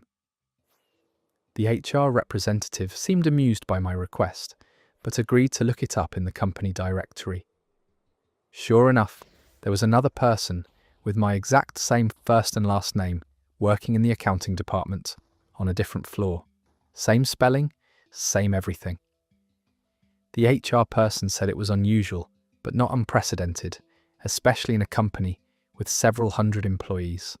She offered to set up a meeting so we could sort out the lunch confusion. The other version of me turned out to be this incredibly organised person who meal prepped elaborate lunches every Sunday and had been wondering why someone kept moving her food around in the fridge. She'd been labelling everything with her name, just like I did, never realising that someone else in the building shared her identity.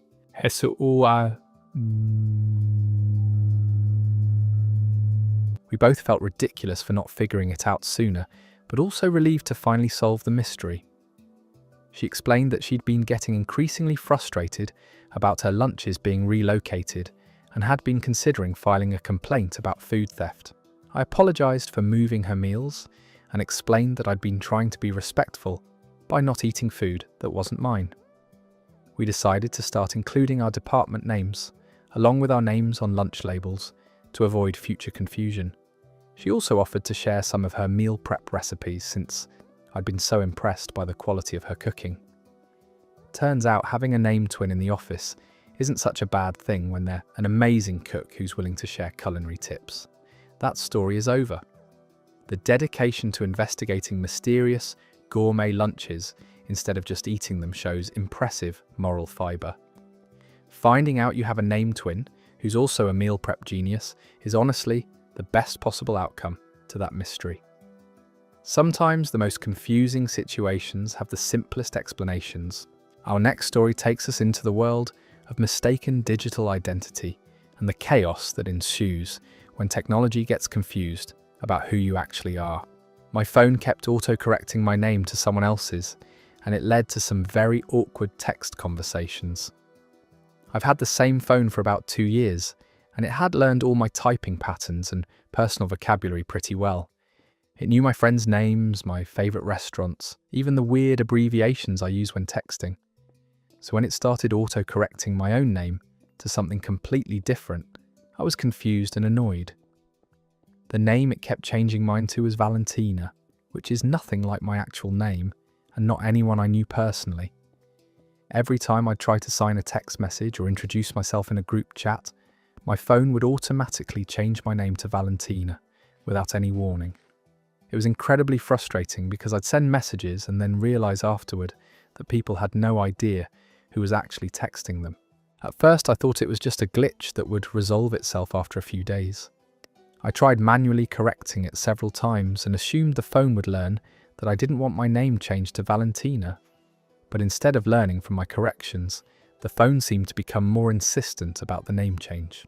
The situation got really awkward when I was texting with people who didn't know me very well. I'd introduce myself in group chats for work projects or social events, and my name would automatically change to Valentina. People would respond asking who Valentina was or whether I'd given them the wrong number. I started having to explain the autocorrect situation in every conversation, which made me sound either crazy or like I was lying about my identity. Some people thought I was using a fake name for some reason. Others thought I was confused about how to spell my own name. It was embarrassing and made simple text conversations unnecessarily complicated. The worst incident happened when I was texting my boss about a project deadline. I signed my message with what I thought was my actual name, but it auto-corrected to Valentina. My boss responded asking who Valentina was and whether this person was authorized to be discussing confidential work information. I had to call him directly to explain the technical malfunction. I tried everything I could think of to fix the problem. I cleared my phone's keyboard cache, reset the autocorrect dictionary, even did a full backup and restore of my phone's settings. Nothing worked. The phone remained convinced that my name was Valentina and continued making the change every single time I tried to type my actual name. Finally, I decided to take the phone to the store where I'd bought it to see if they could figure out what was causing the persistent autocorrect issue. The technician was initially skeptical that this was a real problem until I demonstrated it happening in real time. He watched as I typed my name and saw it immediately change to Valentina. He ran some diagnostic tests and discovered something interesting. Apparently, my phone had somehow synced with another device that belonged to someone named Valentina. The autocorrect dictionary had merged with hers and her name had taken priority over mine in the phone's learning algorithm.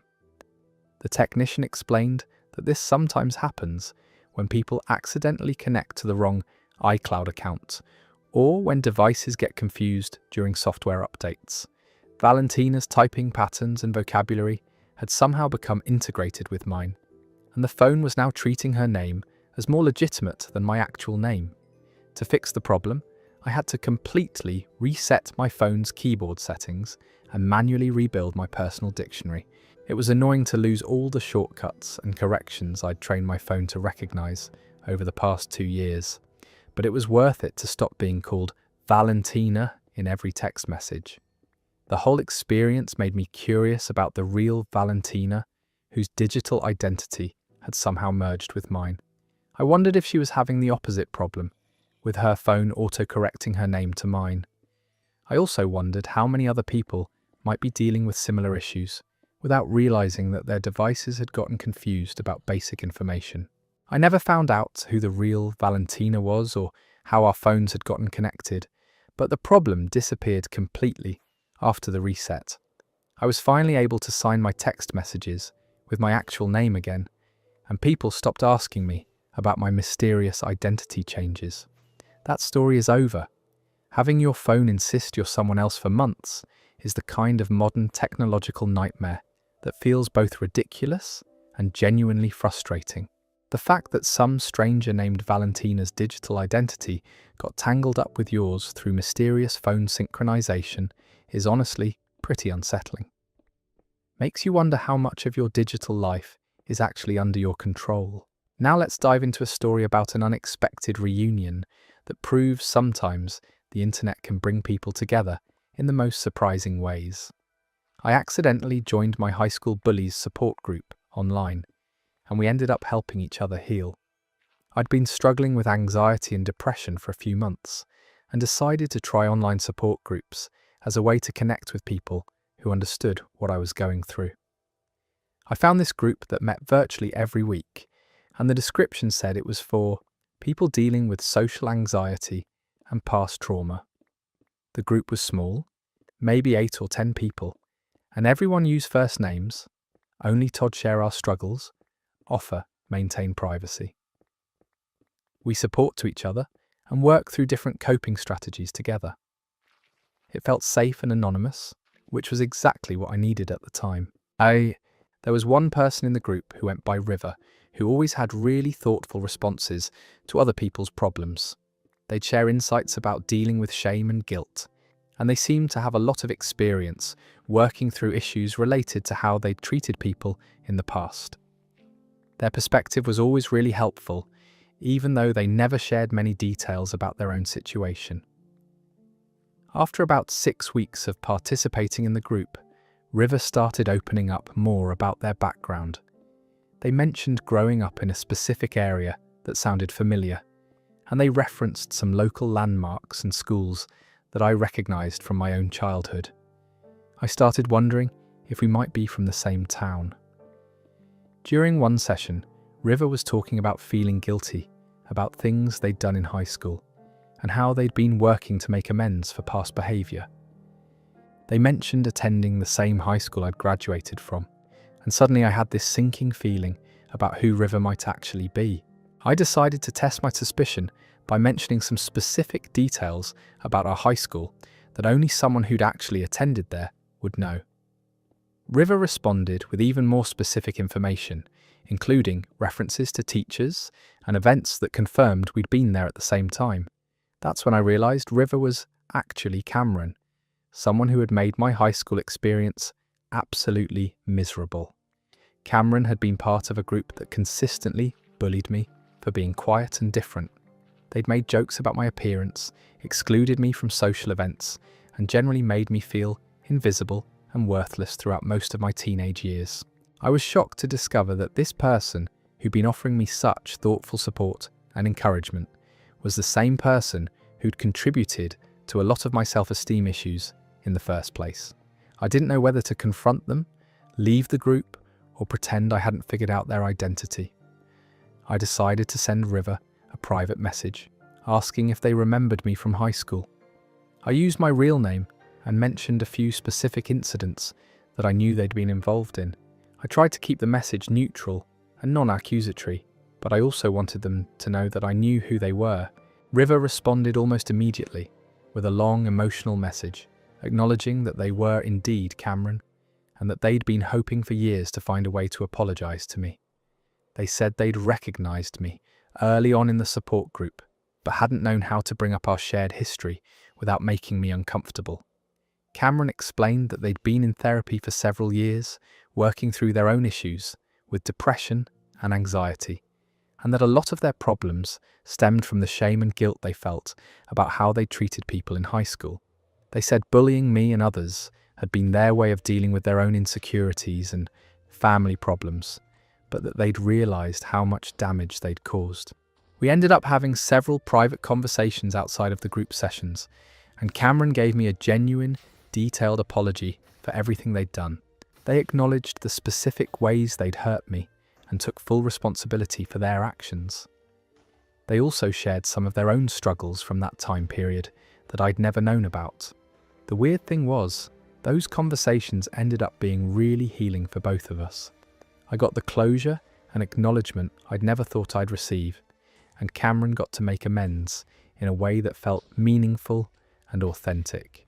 We both continued participating in the support group, and our interactions there became even more supportive and honest.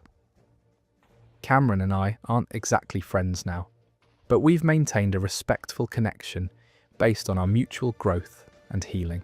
They've continued working on themselves and have reached out to several other people from high school to make similar amends.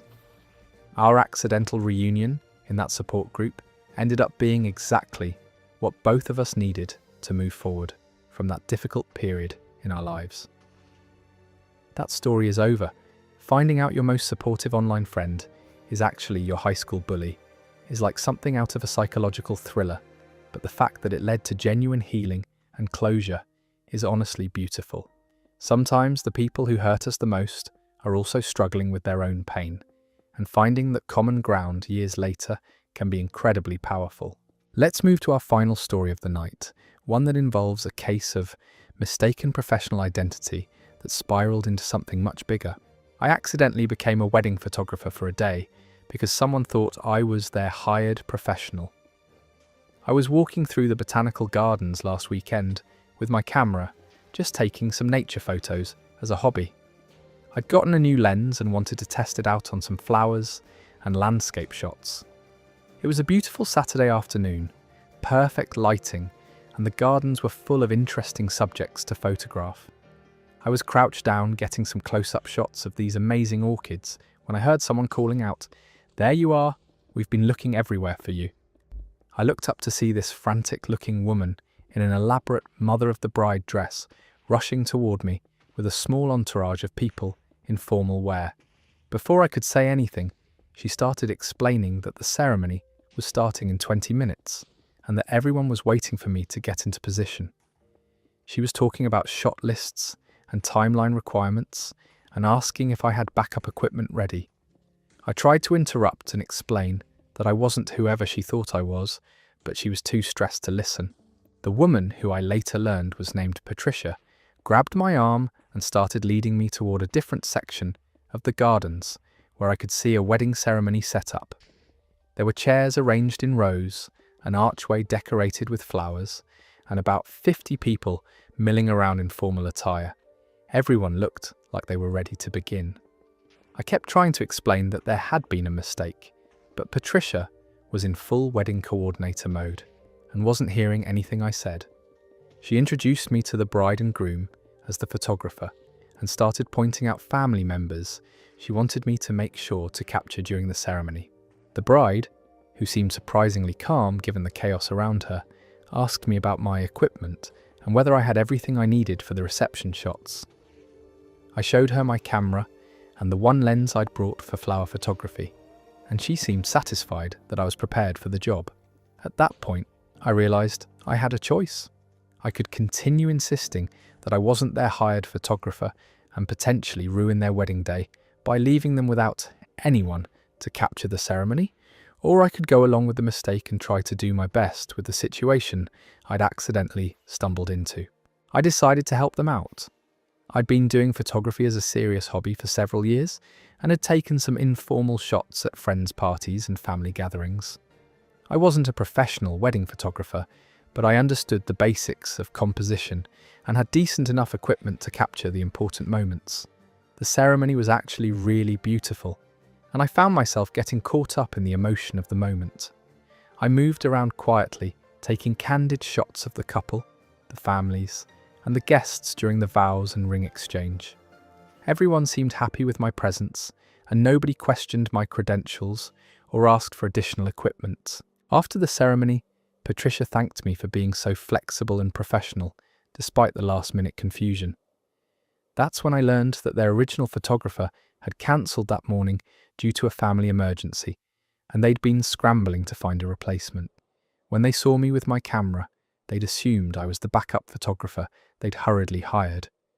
I explained the real situation to Patricia and the couple, expecting them to be upset about the mix-up, but instead, they were incredibly grateful that I'd stepped in to help when their day could have been ruined. They looked through some of the photos I'd taken on my camera's display screen and were genuinely impressed with the results. They insisted on paying me for my time and asked if I'd be willing to stay for the reception to capture a few more important moments. I agreed and ended up spending the entire evening photographing their celebration. The couple and their families were so welcoming and appreciative that it turned into one of the most enjoyable days I'd had in months.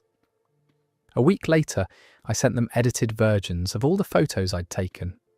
They were thrilled with how everything turned out and said the images captured the joy and emotion of their day perfectly.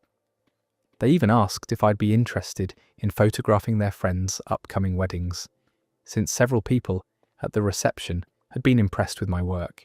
That accidental wedding gig ended up launching a side business for me. I started getting referrals from that couple and began booking weekend wedding photography jobs to supplement my regular income. I invested in better equipment and started studying professional wedding photography techniques to improve my skills.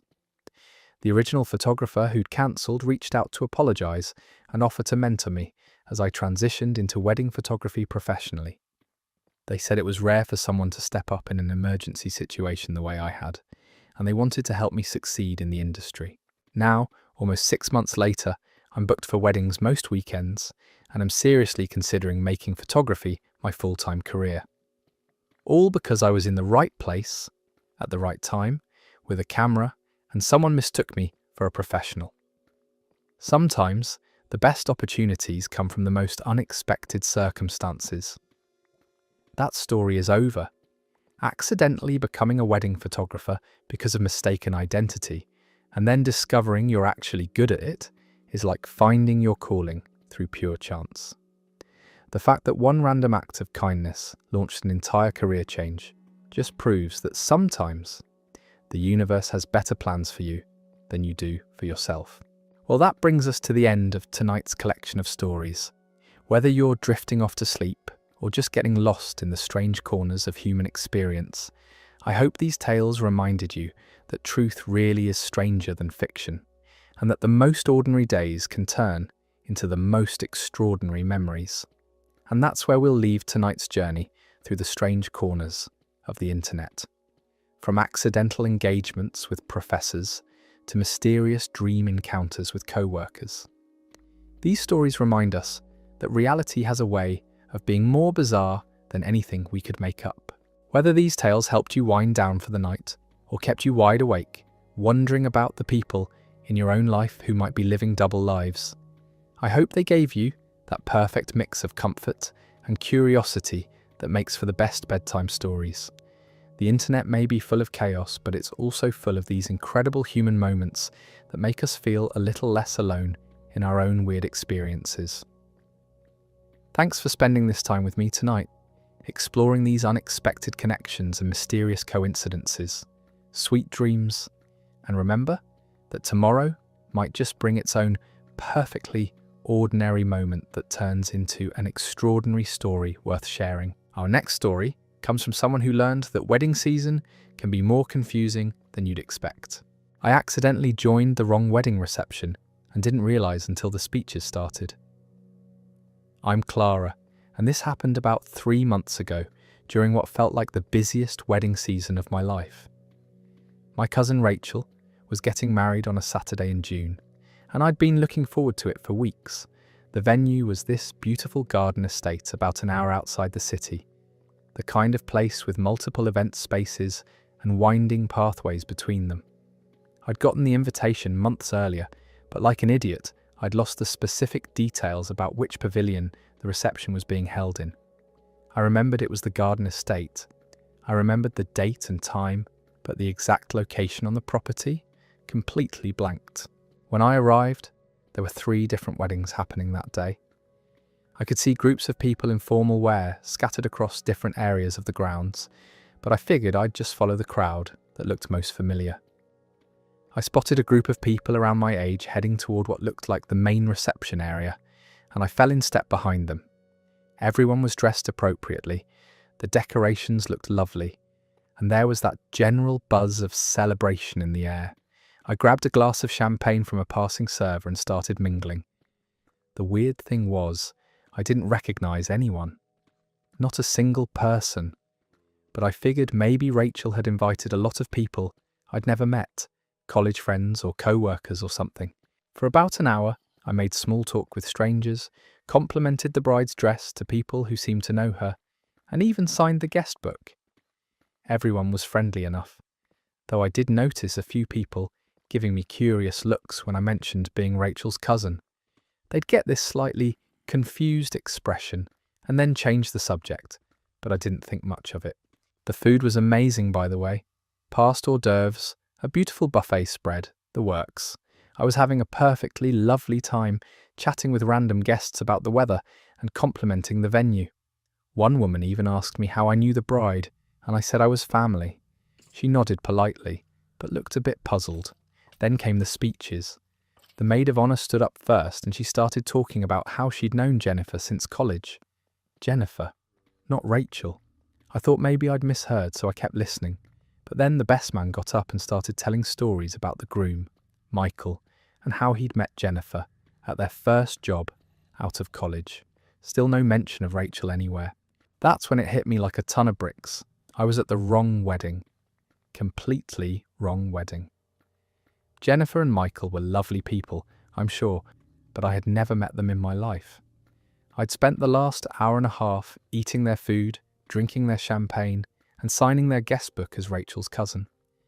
I felt my face turn about 17 different shades of red. I tried to figure out what to do. Should I just quietly slip out during the speeches? Should I find someone and explain the situation? Should I stay and pretend I belonged there until I could make a graceful exit? The speeches were still going, so I was kind of trapped at my table, trying to look appropriately emotional during touching stories about people I'd never heard of. During a particularly heartfelt moment, when Jennifer's father was talking about watching his daughter grow up, I started looking around the room more carefully. Now that I knew I was in the wrong place, it was obvious that I didn't belong. The flowers were different colours than what Rachel had described. The music was different. Even the general vibe was different than what I'd expected from my cousin's wedding. When the speeches finally ended and people started getting up to mingle again, I saw my chance. I grabbed my purse and started making my way toward the exit, hoping to slip out unnoticed. But of course, that's when the mother of the bride appeared at my elbow, smiling warmly and asking if I was enjoying myself. I panicked and said something about needing to make a phone call, then basically speed walked toward the parking area. I spent about 10 minutes wandering around the grounds trying to find the actual wedding I was supposed to be at. Finally, I spotted a familiar face from my family near a different pavilion, about a quarter mile away. Rachel's actual reception was in full swing, and nobody had even noticed I was missing yet. I slipped in, grabbed a drink, and pretended I'd been there the whole time. The funny thing is, Jennifer and Michael's wedding was actually really lovely. If I'd been invited, I would have had a great time. Their friends seemed nice, the music was good, and the food was definitely better than at Rachel's reception. I kept thinking about them for the rest of the night, wondering if anyone noticed that some random woman had crashed their celebration and then disappeared during the speeches. I never told Rachel what happened, and I definitely never told anyone at Jennifer and Michael's reception. As far as I know, they probably just think some enthusiastic wedding crasher really enjoyed their cocktail hour and then got emotional during the speeches and had to leave. Which honestly isn't that far from the truth. That story ends there. Honestly, that's such a perfectly awkward situation that could happen to literally anyone. The mental image of someone earnestly signing a guest book for people they've never met and then sitting through emotional speeches about strangers is just peak social anxiety material. At least she made a clean getaway before anyone figured it out. Our next story comes from someone whose friend took the concept of having an excuse to a whole new level. My friend pretended to have a twin brother for an entire year just to get out of social obligations. I'm Jonah, and I need to tell you about my friend Marcus, who pulled off one of the most elaborate lies I've ever witnessed.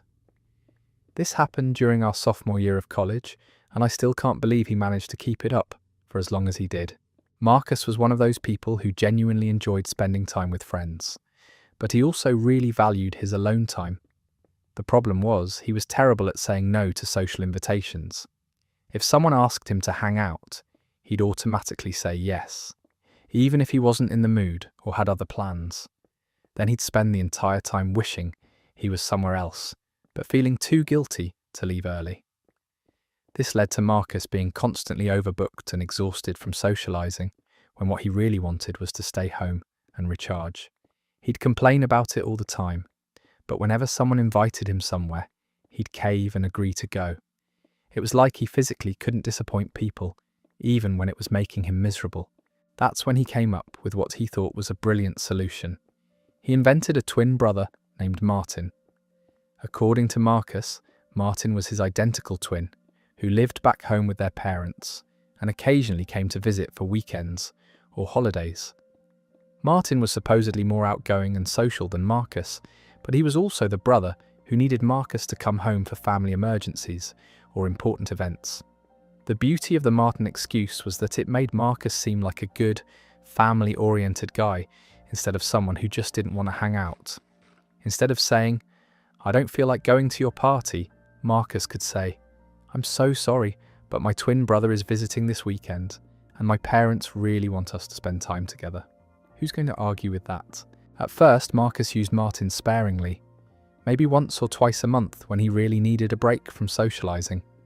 He'd get an urgent text from Martin, or his mum would call saying Martin needed him to come home for something important. People would be disappointed, but they'd understand. Family comes first, right?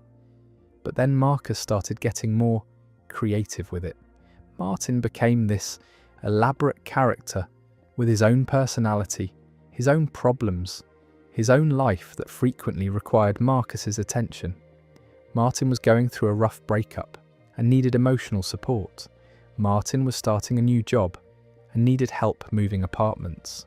Martin was having health issues and needed Marcus to drive him to doctor's appointments. The more Marcus used the Martin excuse, the more detailed Martin's life became. Our friend group started feeling like we knew Martin personally, even though none of us had ever met him. We'd ask about Martin's job, his girlfriend, his hobbies. Marcus had to keep track of all these details and make sure his story stayed consistent. Marcus even went so far as to create social media accounts for Martin. He'd post photos that he claimed Martin had sent him, though looking back, they were probably just photos Marcus had taken of himself from different angles or in different lighting. He'd show us texts from Martin asking for advice or sharing updates about his life. The attention to detail was honestly impressive. The whole thing worked perfectly for months. Marcus was getting the alone time he needed without hurting anyone's feelings or seeming antisocial. He'd bow out of maybe one event per week, citing Martin-related obligations, and spend that time reading or playing video games or just doing nothing. His stress levels went down, and he seemed much happier overall. But like most elaborate lies, it eventually started to unravel. The first crack came when our mutual friend Sarah said she'd be in Marcus's hometown for a work conference and asked if she could meet Martin for coffee. Marcus panicked and said Martin was actually out of town that week, visiting their grandparents. Then Sarah mentioned it to Marcus's mum when she happened to run into her at the grocery store, and his mum had no idea what she was talking about. The second problem was that Marcus was starting to get genuinely attached to Martin as a character. He'd spend time thinking about what Martin would be doing, creating elaborate backstories for Martin's relationships and career. It was like he was living a parallel life through this fictional brother, and sometimes he seemed more invested in Martin's problems than his own. The final straw came during spring break, when a bunch of us were planning a trip together. Marcus said he couldn't go because Martin was getting married, and Marcus was the best man. We were all excited and asked to see photos from the wedding, maybe even crash the reception if it was local. Marcus realised he'd painted himself into a corner and would have to either produce an entire fake wedding or come clean about the whole thing. He chose to come clean, and honestly, we weren't even mad. We were more impressed by the sheer commitment he'd shown to maintaining this fictional person for almost a year. Marcus had created an entire human being, complete with relationships, career goals, and personal struggles, just to avoid telling people he didn't want to hang out sometimes. The funniest part was that after Marcus confessed, half our friend group admitted they'd suspected something was off about Martin. The photos never quite looked right, the stories were almost too dramatic, and Marcus always seemed to have perfect excuses at exactly the right moments. But nobody wanted to call him out on it because the excuses were always so thoughtful and family-oriented. Marcus did eventually learn to just say no to social invitations without creating elaborate fictional scenarios. Though I have to admit, sometimes, when one of us cancels plans last minute, we'll joke about what Martin is up to these days. As far as imaginary siblings go, Martin lived a pretty interesting life. That story comes to an end. The dedication it would take to maintain an entire fake person for a year, complete with social media accounts and a detailed backstory, is honestly kind of admirable in the most ridiculous way possible. Though I have to wonder what would have happened if someone had actually shown up to that wedding. Let's move on to something that sounds like it came straight out of a glitch in the Matrix. I found a wallet with my same name inside, and it freaked me out more than it should have. This is Rosa, and I need to tell you about the weirdest coincidence that happened to me last month. I was walking home from work through downtown when I spotted a leather wallet sitting on the sidewalk near the bus stop. It was one of those expensive-looking ones, black with silver hardware, and it was just sitting there, like someone had dropped it and not noticed. My first instinct was to pick it up and see if there was any identification inside, so I could return it to whoever lost it. I've lost my wallet before, and I know how stressful it is, so I always try to help when I find someone else's. I opened it up, expecting to find some stranger's driver's license, and maybe figure out how to get in touch with them. But when I pulled out the ID, I nearly dropped the whole thing. The name on the license was Rosa Martinez. My name is Rosa Martinez. Same first name, same last name, spelled exactly the same way. For a second I thought maybe I'd somehow dropped my own wallet and was finding it, but I checked my purse and mine was still there. I looked more closely at the license. Different photo, obviously, but this other Rosa Martinez lived about 3 neighborhoods over from me.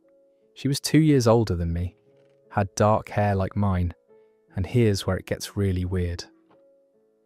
Her birthday was the same month and day as mine. Same month, same day, different year. We were both born on September 15th. The wallet had credit cards, a gym membership, grocery store loyalty cards, all the normal stuff you'd expect. But seeing my name printed on all of those cards, belonging to someone else, was genuinely unsettling. Like looking at an alternate version of your own life. This other Rosa went to a different gym than me, shopped at different stores, had different credit cards, but our names were identical. I started imagining what this other Rosa was like. Did people ever mix up our mail? Had we ever been in the same place at the same time without knowing it? Did we have friends in common who'd mentioned one of us to the other? The whole thing felt like some kind of glitch in the universe. I decided I needed to return the wallet as quickly as possible, partly because it was the right thing to do, but mostly because holding on to it was making me feel strange. I looked up Rosa Martinez in the phone directory online, but there were dozens of listings. I tried the address on her license, but when I called, it went straight to voicemail with a generic greeting. Finally, I decided to just take the wallet to the police station and let them handle it. But on my way there, I stopped by the coffee shop near where I'd found it, thinking maybe she'd been there earlier, and someone behind the counter might recognize her. I showed the barista the ID and asked if she'd seen this person recently. The barista looked at the photo, then looked at me, then looked back at the photo with this confused expression. She said, "Wait, is this some kind of joke? This looks like you, but with different hair." I explained the whole situation, and she seemed as bewildered as I was. She said she'd never seen the other Rosa before, but the resemblance between us in the photos was kind of uncanny. I left my contact information with the coffee shop in case the other Rosa came looking for her wallet, then headed to the police station. The officer who took the report seemed amused by the coincidence, but said it happened more often than people think, especially with common names. He said they'd try to contact her and get the wallet back to her. 2 days later, I got a phone call from a number I didn't recognize. When I answered, a woman's voice said, "Hi, is this Rosa Martinez?" I said yes, and she said, "This is also Rosa Martinez. I think you found my wallet." We both started laughing because the whole situation was so bizarre. We decided to meet up at a neutral location to exchange the wallet, partly because I was curious to meet my name twin, and partly because I wanted to see if we looked as similar as the barista had suggested. We met at a park near both our neighborhoods, and when I saw her walking toward me, it was like looking at a slightly different version of myself. We had the same height, similar build, similar hair color and style. Not identical, but definitely similar enough that people might mistake us for sisters or cousins. We compared birthdays and confirmed we were both September 15th babies, just 2 years apart. We even discovered we'd both gone to the same university, just at different times. The other Rosa was really grateful to get her wallet back, and we ended up talking for almost an hour about the coincidences. She said she'd been wondering her whole life if there was another Rosa Martinez in the city, and now she finally had her answer. We exchanged numbers and said we'd stay in touch, though I'm not sure either of us knew exactly what to do with this connection. The weirdest part is that ever since meeting her, I keep noticing things that might be mix-ups from our shared name. Mail that seems like it might be for her, phone calls asking for Rosa Martinez about things I've never signed up for. It's like becoming aware of this other person with my name has made me more conscious of all the ways our identities might overlap in the world. We've texted a few times since then, usually when one of us gets mail or calls that seem like they might be meant for the other Rosa. It's nice having someone who understands the weird experience of sharing a name and birthday with a stranger who lives in the same city. Though I have to admit, sometimes I wonder what other Rosa Martinez's might be out there. That story ends there.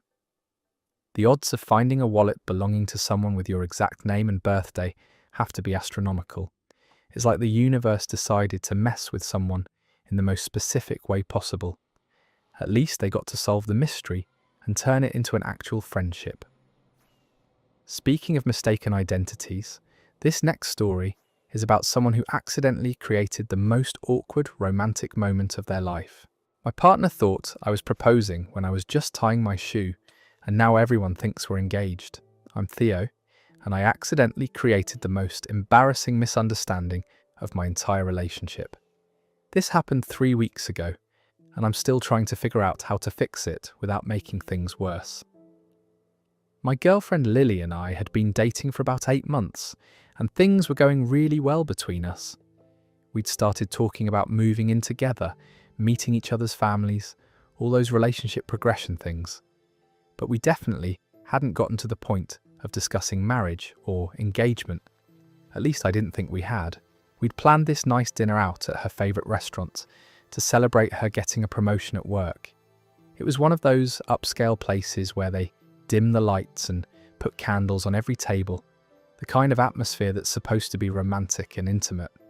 We'd had a great meal, split a bottle of wine, and were just finishing dessert when disaster struck. I was feeling relaxed and happy, maybe a little tipsy from the wine, and I was telling Lily how proud I was of her new job. She was smiling and looked beautiful in the candlelight, and I was thinking about how lucky I was to be with someone so amazing. Just a really nice, warm moment between us. That's when I noticed my shoelace had come undone. It was one of those dress shoes with the long laces, and it had somehow worked itself completely loose during dinner. I could feel it flopping around under the table, and I was worried I might trip when we got up to leave, so I decided to quickly retie it before we asked for the check. Without really thinking about it, I pushed my chair back and dropped down on one knee next to our table to reach my shoe. I was focused on the lace, trying to get it tied properly in the dim lighting, when I heard Lily gasp. When I looked up, she had her hands over her mouth, and her eyes were wide with shock. That's when I realised what this looked like. Me, down on one knee next to our romantic dinner table, looking up at my girlfriend after we'd been talking about our future together. From her perspective, and from the perspective of everyone else in the restaurant, it probably looked like I was about to propose. Before I could explain what I was actually doing, the people at the table next to us started clapping. Then the table next to them joined in. Within about 10 seconds, the entire restaurant was applauding and cheering, thinking they were witnessing a marriage proposal. Someone even started taking photos with their phone. Lily was still staring at me with this expression of complete shock, and I realised I was trapped. I couldn't just say, actually, I was tying my shoe, with the entire restaurant watching and expecting some kind of romantic gesture. But I also didn't have a ring, hadn't planned a proposal, and wasn't ready to get engaged. I was just trying to fix my shoelace, so I did the only thing I could think of in that moment. I grabbed Lily's hand, looked into her eyes and said, "Lily, you mean everything to me, and I can't imagine my life without you." Which was true, but also completely improvised, and not at all what I'd been planning to say while fixing my shoe. The restaurant erupted in even louder applause. Someone sent over a bottle of champagne from the bar. The server came over with a huge smile and congratulated us on our engagement. Lily was laughing and crying at the same time, and I was pretty sure I was having some kind of panic attack. We played along for the rest of the evening, because what else could we do? We accepted the congratulations from strangers, posed for photos that people wanted to take, and pretended like this had been planned all along. Lily kept looking at me with this bewildered but happy expression, like she couldn't believe what was happening but was going with it. When we finally got back to her apartment, we had the most awkward conversation of our entire relationship. I tried to explain that I'd just been tying my shoe, that I hadn't actually meant to propose, that I wasn't ready for that step yet. But Lily said that even though it started as an accident, what I'd said to her felt genuine, and maybe the universe was pushing us towards something we'd been avoiding. The problem is, Lily had already called her mum from the restaurant bathroom to share the news. Her mum called her sister. Her sister posted about it on social media. By the time we were having our "this was an accident" conversation, half her family already knew about our supposed engagement, and they were all so excited and happy for us. We've been in this weird limbo for 3 weeks now, where everyone thinks we're engaged, but we never actually decided to get engaged. Lily seems happy about it and keeps referring to me as her fiancé, which makes me feel like I'm lying to people when I don't correct her. But I also don't want to hurt her feelings or disappoint her family by explaining that our engagement started with a shoelace. I keep thinking I should probably just go buy a ring and make it official, since we're basically engaged already, whether I planned it or not. But I also feel like that's not how these things are supposed to work. You're supposed to decide together that you want to get married, not stumble into it because of a wardrobe malfunction and social pressure from strangers in a restaurant. The weirdest part is that I do want to marry Lily eventually. I love her. I can see a future with her, and the idea of being engaged doesn't scare me as much as I thought it would. It's just the way it happened that feels wrong, like we skipped over an important conversation and jumped straight to the end result. Lily keeps joking that she has the most unique engagement story ever, and that most people will never be able to top accidentally getting engaged because of a shoelace. She's not wrong about that. I just wish I could go back and do it properly, with intention and planning, and an actual ring. But I guess sometimes life pushes you toward decisions you weren't ready to make, and you just have to figure out how to make the best of it. We're looking at rings together this weekend, and I'm trying to think of this as the universe telling us we're ready for the next step, even if we didn't realize it ourselves. That story wraps up there. Imagine trying to explain to your future kids that Daddy proposed while tying his shoe, and Mommy said yes to an accident. Though honestly, it sounds like they were headed in that direction anyway, and just needed a push from fate, and a very supportive restaurant crowd. Our next story comes from someone who discovered that dog parks can be more confusing than you'd expect. I accidentally took someone else's dog home from the park and didn't realize until I tried to feed him dinner. This is Kai, and I need to tell you about the most embarrassing pet mix-up that somehow lasted an entire afternoon. I have a golden retriever named Buster, who's about 3 years old, and he's basically my best friend. We go to the same dog park every day after I get home from work, and it's become this nice routine for both of us. Buster is really social and loves playing with other dogs, so I usually let him off the leash to run around while I sit on one of the benches and read or scroll through my phone. The dog park is pretty big, with separate areas for large and small dogs, and there are usually a dozen or so dogs running around at any given time. Last Tuesday started like any other day. I brought Buster to the park around 5:30, unclipped his leash, and watched him immediately run off to find his friends. There were several other golden retrievers there that day, which isn't unusual since they're popular dogs in our neighbourhood. Buster started playing with a group of them near the far end of the park. I settled onto my usual bench with a book and kept one eye on the dogs while I read. Every few minutes, I'd look up to check on Buster, and I could see him running around with the other dogs, having a great time. Everything seemed completely normal. After about 45 minutes, I decided it was time to head home for dinner. I called out for Buster, and one of the golden retrievers near me immediately came running over. He looked exactly like Buster, same size, same colouring, same enthusiastic expression. I clipped the leash on without really paying attention, gave him a pat, and started walking toward the exit. The dog followed along happily, tail wagging, acting completely normal.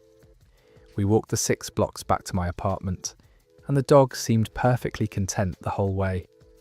He stopped to sniff at the same spots Buster usually sniffs, walked at the same pace, even sat at crosswalks without being asked. I was thinking about what to make for dinner, and not really paying attention to anything unusual. When we got home, I filled up Buster's food bowl and set it down in the kitchen like I do every day. But instead of immediately diving in like Buster always does, this dog just stared at the bowl. He sniffed it, walked around it, looked up at me with this confused expression, and then wandered off to explore the apartment. That's when I started to notice things were off. This dog was interested in parts of my apartment that Buster never paid attention to. He spent several minutes examining the bookshelf, investigated the bathroom thoroughly, and seemed fascinated by the houseplants, which Buster has always ignored completely. I started looking at him more closely, and even though he looked almost identical to Buster, there were subtle differences. This dog's ears were slightly smaller, his tail had a different curl to it, and he had a small white patch on his chest that Buster doesn't have. This wasn't my dog. I had somehow brought home a complete stranger. I started panicking, thinking about some other dog owner who was probably at the park right now, frantically looking for their missing pet. I grabbed the leash and practically ran back to the dog park, hoping whoever owned this dog was still there and hadn't called the police or animal control or something. When I got back to the park, I could see a woman standing near the entrance, looking extremely stressed and calling out a name I couldn't quite hear. As I got closer, I realized she was calling for Rusty, and the dog I had with me immediately perked up and started pulling toward her. The reunion was both heartwarming and mortifying. Rusty ran to his owner like he'd been lost for days instead of just a couple of hours, and she was so relieved she started crying. I tried to explain what had happened, how I'd mistaken Rusty for my dog because they looked so similar, and she was actually really understanding about the whole thing. Turns out she'd been looking for Rusty for over an hour. She'd searched the entire park, asked other dog owners if they'd seen him, and was about to start calling veterinary offices to see if anyone had brought in a stray golden retriever. She'd been imagining all kinds of terrible scenarios about what might have happened to him. But here's the really awkward part. While I was talking to Rusty's owner and apologizing profusely for accidentally kidnapping her dog, I realized I still didn't know where Buster was. I'd been so focused on returning Rusty that I hadn't thought about the fact that my actual dog was still missing somewhere. We both started looking around the park and finally spotted Buster sitting calmly near the water fountain with an elderly man who'd apparently been waiting with him for someone to come back. The man said Buster had come over to him after all the other dogs had left, and he'd figured someone would eventually return looking for him. So essentially, I'd managed to lose my own dog and steal someone else's dog in the same trip to the park, without noticing either thing had happened. Rusty's owner thought it was hilarious once she knew her dog was safe, and the elderly man said it was the most entertainment he'd had at the park in months. Buster seemed completely unfazed by the whole experience. He greeted me like nothing unusual had happened, played with Rusty for a few more minutes, and then was ready to go home for his delayed dinner. I guess from his perspective, he'd just made a new friend and gotten to spend extra time at the park. Now I'm much more careful about actually looking at the dog before I clip the leash on. Rusty and Buster really do look remarkably similar, but once you know what to look for, the differences are obvious. I also learned that golden retriever owners are apparently very understanding about this kind of mix-up, because it happens more often than you'd think. Rusty's owner and I have become friends since then, and we often coordinate our park visits so the dogs can play together. Sometimes I joke that I accidentally stole her dog, and she jokes that I gave her the most stressful hour she'd had in years. But both dogs seem to have enjoyed their little adventure, even if their humans were completely clueless about what was happening. That story comes to an end right there. The fact that both dogs just went along with the whole mix-up like it was perfectly normal is probably the best part. Dogs really do live in the moment, unlike their anxious humans who spend an hour panicking over a simple case of mistaken identity. Let's move on to a story about someone whose family member took playing hooky to a whole new level. My cousin pretended to be sick to get out of school, then went viral on TikTok that same day. I'm Juliet, and I need to tell you about how my 16-year-old cousin Mia created the most spectacular backfire in the history of playing hooky. This happened about 2 months ago, and our entire family is still talking about it. Mia is one of those kids who's really smart, but also really lazy when it comes to things she doesn't want to do. She's always been good at getting out of responsibilities with creative excuses, and she'd perfected the art of the fake sick day by her sophomore year of high school. She had the whole routine down: slightly raspy voice, complaints about feeling dizzy, just enough symptoms to seem believable without being dramatic. On this particular Wednesday morning, Mia decided she wasn't in the mood for her chemistry test. She'd been putting off studying for weeks, and the night before she realised she was completely unprepared. So she went with her tried and true method: fake stomach flu. She spent about 10 minutes in the bathroom making realistic sick noises, then emerged looking appropriately pale and miserable. Her mum, my Aunt Linda, is usually pretty sceptical of Mia's sudden illnesses, especially when they coincide with important school events. But Mia really sold it this time. She barely touched her breakfast, kept holding her stomach and wincing, and even turned down her favourite cereal. Linda felt her forehead, asked the usual mum questions, and ultimately decided Mia was too sick for school. The plan was perfect. Mia would spend the day recovering in bed, maybe catch up on some Netflix, and return to school the next day, ready to take a makeup test with extra time to study. She'd used this strategy probably half a dozen times over the past 2 years, and it had never failed her. But here's where Mia made her crucial mistake. About 3 hours after her mum left for work, she was feeling pretty proud of herself and decided to celebrate her successful sick day by making a TikTok video. She'd been trying to grow her following for months, and she had this idea for a funny dance video using a trending audio clip. So Mia got dressed in her cutest outfit, did her hair and makeup, set up her phone, and spent the next hour filming herself doing this elaborate dance routine in her bedroom. The video turned out great. She looked amazing, the choreography was on point, and she was genuinely excited about how it came together. She posted it around noon with some hashtags about feeling good and loving life, then went back to her fake sick day activities. The video started getting views immediately, which was unusual for Mia's account. By 2 o'clock, it had hundreds of likes. By 3 o'clock, it was in the thousands. By the time school ended at 3:30, Mia's dance video had somehow caught the algorithm and was going viral. Mia was over the moon. This was exactly what she'd been hoping for with her TikTok account. The views kept climbing, comments were pouring in, and she was gaining followers by the minute. She spent the rest of the afternoon responding to comments and watching her numbers grow, completely forgetting about the context in which she'd made the video. The problem was, several of her classmates followed her on TikTok, and her chemistry teacher, Mrs. Rodriguez, had a daughter who was friends with Mia on social media. So while Mia was at home supposedly suffering from stomach flu, her extremely energetic and clearly healthy dance video was making its way around her entire school. Mrs. Rodriguez saw the video around 4 o'clock when her daughter showed it to her, laughing about how Mia was sick, but dancing better than most people do when they're healthy. Mrs. Rodriguez recognized Mia immediately and realized she'd been completely played by a 16-year-old's fake illness. When Mia's mum got home from work that evening, she found Mia still in bed, still maintaining the sick act. Mia asked for soup and crackers in a weak voice, complained about her stomach still hurting, and said she'd spent most of the day sleeping.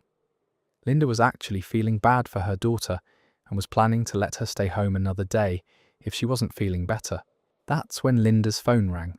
It was Mrs. Rodriguez calling to discuss Mia's miraculous recovery. She very politely explained that she'd seen Mia's TikTok video, which had been posted during school hours, while Mia was supposedly too sick to attend class. She said the video showed remarkable energy and coordination for someone with stomach flu. The conversation between Linda and Mrs. Rodriguez was apparently very civil, but Linda was mortified.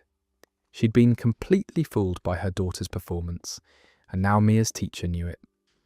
Mrs. Rodriguez said She understood that teenagers sometimes need mental health days, but lying about being sick to avoid a test was a different matter entirely.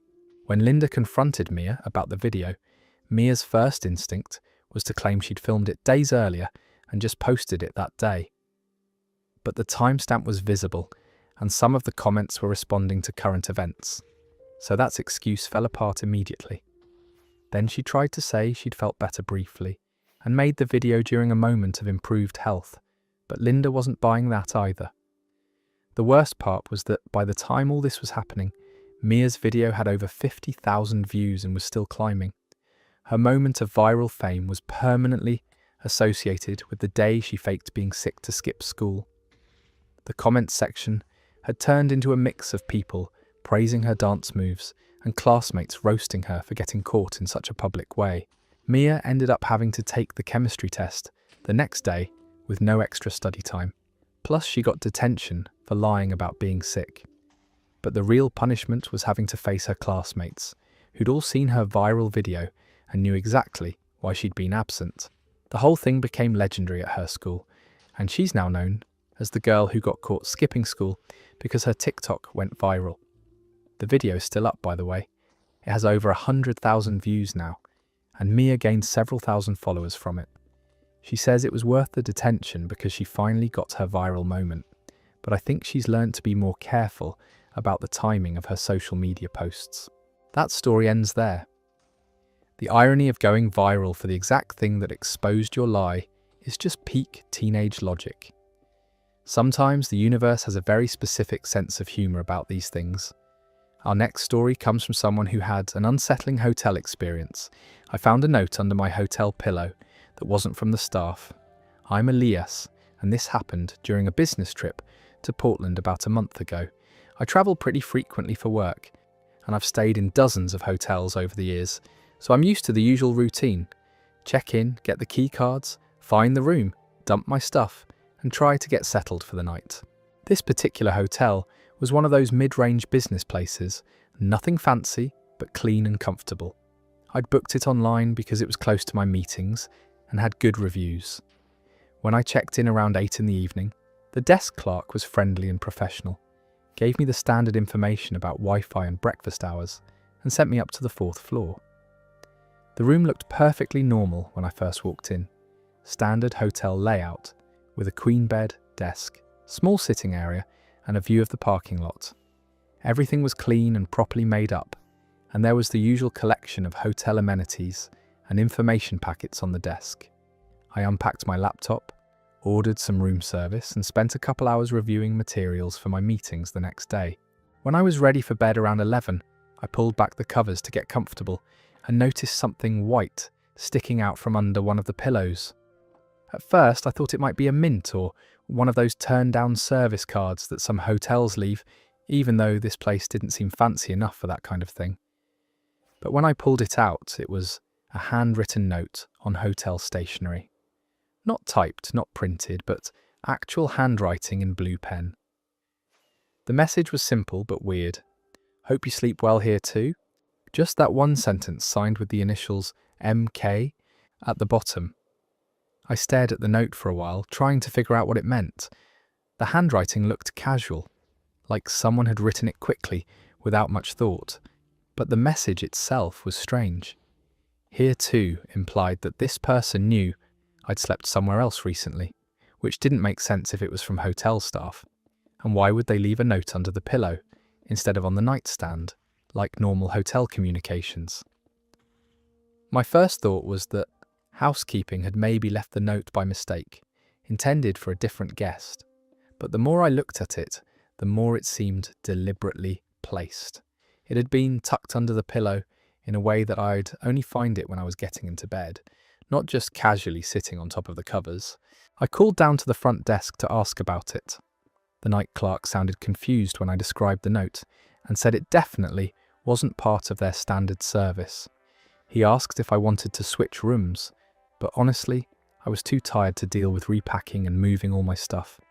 Plus, the note wasn't threatening or anything, just weird. I decided to ignore it and go to sleep, but I couldn't stop thinking about it as I was lying there. Who was MK? How did they know I'd slept somewhere else recently? Was this note meant for me specifically? Or was it just random? I kept imagining scenarios where someone had somehow tracked my travel schedule and was leaving notes in my hotel rooms, which was probably paranoid, but felt possible in the middle of the night. I finally fell asleep around 1 a.m, but I had strange dreams about someone watching me sleep in various hotel rooms. When I woke up the next morning, the whole thing seemed less creepy and more just puzzling. I kept the note, thinking maybe I'd figure out what it meant later. My meetings went fine that day, and I didn't think about the note again until I was packing up that evening. I mentioned it to my colleague who'd also been at the conference, and she said she'd stayed at the same hotel chain in Chicago the week before. On a whim, I asked if she'd found anything unusual in her room. She got this strange look on her face and said she'd actually found a note under her pillow too. Same handwriting, same hotel stationery style, but the message was different. Hers had said, "Sweet dreams from your friend MK." She'd thrown it away, thinking it was some weird hotel gimmick, but now that I'd mentioned mine, she was starting to think it might be something else. We spent about an hour that evening trying to figure out if this was some kind of pattern. Were there other business travellers getting notes from MK? Was someone tracking people who stayed at certain hotel chains? Was this some elaborate marketing campaign that we were missing the point of? None of our theories really made sense. I ended up keeping my notes and started asking colleagues about their recent hotel experiences, but nobody else reported finding anything unusual. My colleague and I both stayed at different hotels for the rest of our business trips, partly out of caution and partly because the whole thing had gotten too weird to ignore. About 2 weeks later, I was telling this story to my brother, and he suggested I try Googling the initials MK along with the hotel chain name. I found a few news articles about a former employee named Martin Kovac who'd been fired from several hotels in that chain for inappropriate conduct. The articles were vague about what he'd actually done, but they mentioned that he'd had access to guest information and had been making unauthorized contact with customers. I called the hotel chain's corporate customer service line and reported both notes. The representative seemed to take it seriously and said they'd investigate, but I never heard back from them about what they found. I did get a voucher for a free night's stay, which felt like both an apology and an acknowledgement that something inappropriate had happened. I still have the note, and I still don't know exactly what MK's deal was or how many other people got similar messages, but I've definitely become more careful about checking hotel rooms thoroughly when I travel. And I always look under the pillows now, just in case someone else is leaving notes for travellers they've never met. That story ends there. The idea of someone tracking your hotel stays and leaving personalised notes is genuinely unsettling, especially when you're travelling alone for business. At least corporate took it seriously enough to investigate, even if they never shared what they found. Moving on to a story about online friendships that got a little too creative. My friend made an entire fake persona online and introduced me to them. I'm Ivy, and I need to tell you about the most elaborate catfishing situation I've ever been involved in, except I was the one being catfished by my own best friend. This happened over the course of about 6 months, and I'm still trying to wrap my head around why she thought this was a good idea. My friend Ashley and I had been close since college, and we talked online constantly, even though we lived in different cities.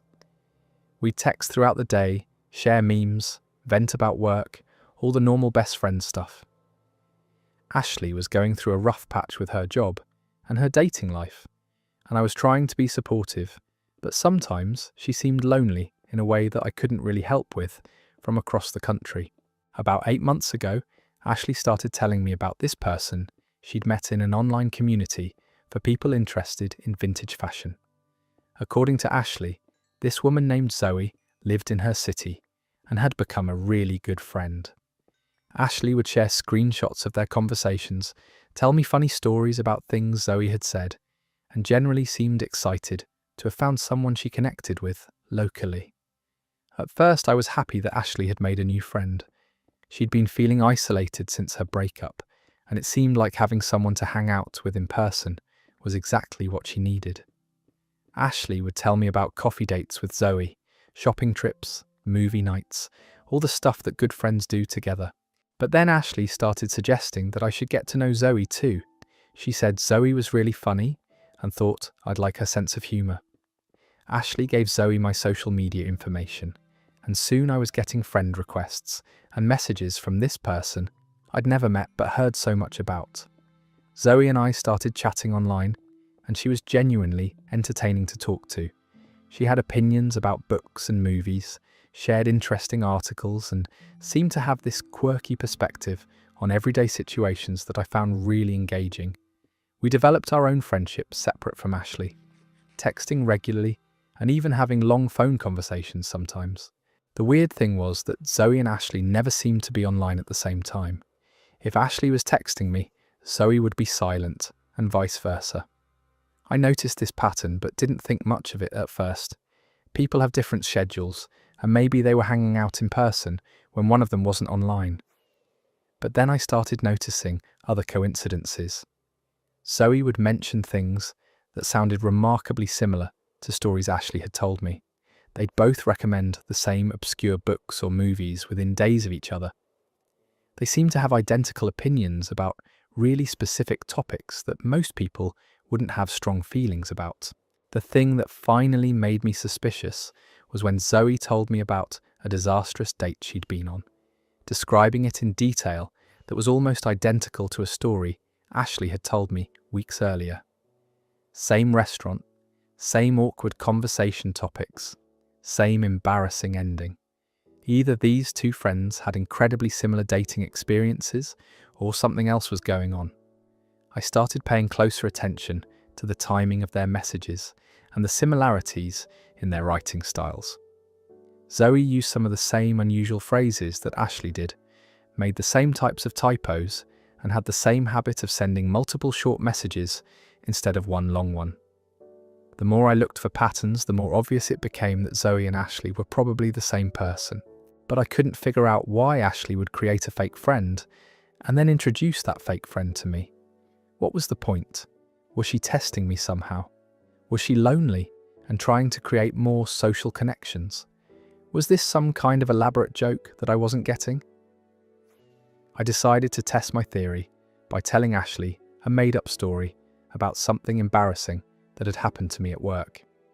I was very specific about the details and made sure it was the kind of story that would be memorable. 2 days later, Zoe brought up my embarrassing work story in conversation, asking how I was feeling about it and offering supportive advice. That confirmed it. There was no way Zoe would know about that story unless Ashley had told her, and Ashley wouldn't have shared something that personal about me with someone else without asking first. The only explanation was that Ashley and Zoe were the same person. I confronted Ashley about it over the phone, and she immediately started crying. She admitted that she'd made up Zoe because she was feeling so lonely and wanted to create more social interaction in her life. She said talking to me as Zoe felt different than talking to me as Ashley, like she could be a slightly different version of herself and see how I'd respond. Ashley said she'd never meant for it to go on so long, but once she'd created Zoe and I'd started liking her, she didn't know how to end it without disappointing me or making me feel stupid for being fooled. She'd kept up the charade for months, managing 2 separate personalities and trying to keep their stories consistent. The most confusing part was that I actually liked Zoe as a person. The conversations I'd had with her felt genuine and meaningful, even though she didn't exist. Ashley had essentially created a character that I'd developed a real friendship with, and now I had to process the fact that those conversations had been with my best friend pretending to be someone else. We're still friends, but things are definitely different now. Ashley got therapy to work through whatever was going on that made her think creating a fake person was a good solution to loneliness.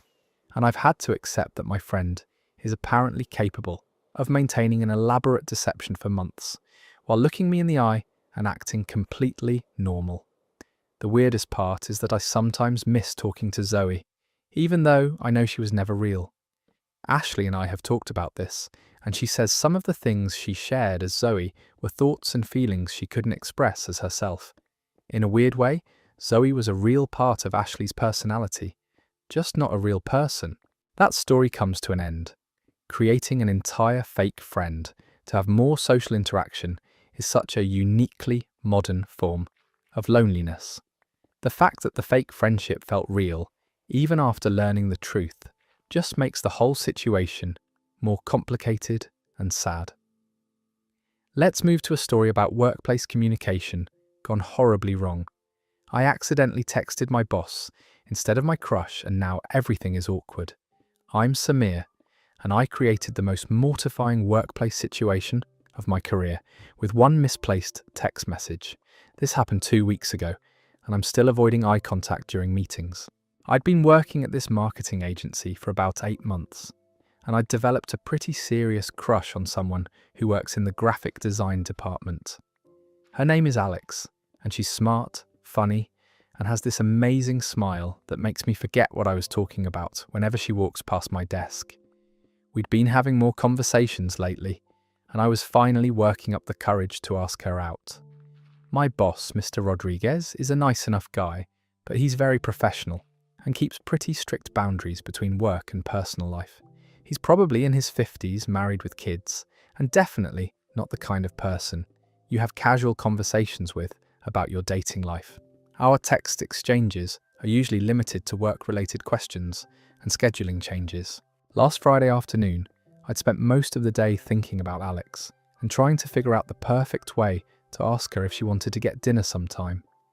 I crafted this message that I thought struck the right balance between confident and casual. Hey, I've been thinking about you all day. Want to grab dinner this weekend? I know this great little place that I think you'd love. I was feeling pretty good about the message. It was flirty without being too aggressive, showed that I'd put thought into where we might go, and gave her an easy way to say yes or no. I spent probably 20 minutes perfecting the wording, making sure it sounded natural and not too rehearsed. That's where everything went wrong. I scrolled through my contacts to find Alex's name, but apparently I scrolled too far and accidentally selected Mr. Rodriguez instead. I didn't notice the mistake because I was too focused on making sure the message sounded right. I hit send, put my phone away, and went back to work feeling proud of myself for finally taking action. About 10 minutes later, my phone buzzed with a response. I was expecting either an enthusiastic yes from Alex or maybe a polite decline. But what I got instead was a message from my boss saying, "Samir, this seems like a personal message meant for someone else. We should probably discuss this on Monday." My heart stopped. I looked at my phone more carefully and realized what had happened. My romantic, flirty message asking someone out for dinner had gone to my middle-aged, professional boss instead of the woman I was interested in. I wanted to disappear into the floor. I immediately sent a follow-up text trying to explain. "Mr. Rodriguez, I am so sorry. That message was definitely meant for someone else. This is incredibly embarrassing and unprofessional, and I apologize for involving you in my personal life." His response was just, "We'll talk Monday," which somehow felt worse than if he'd been angry or made jokes about it.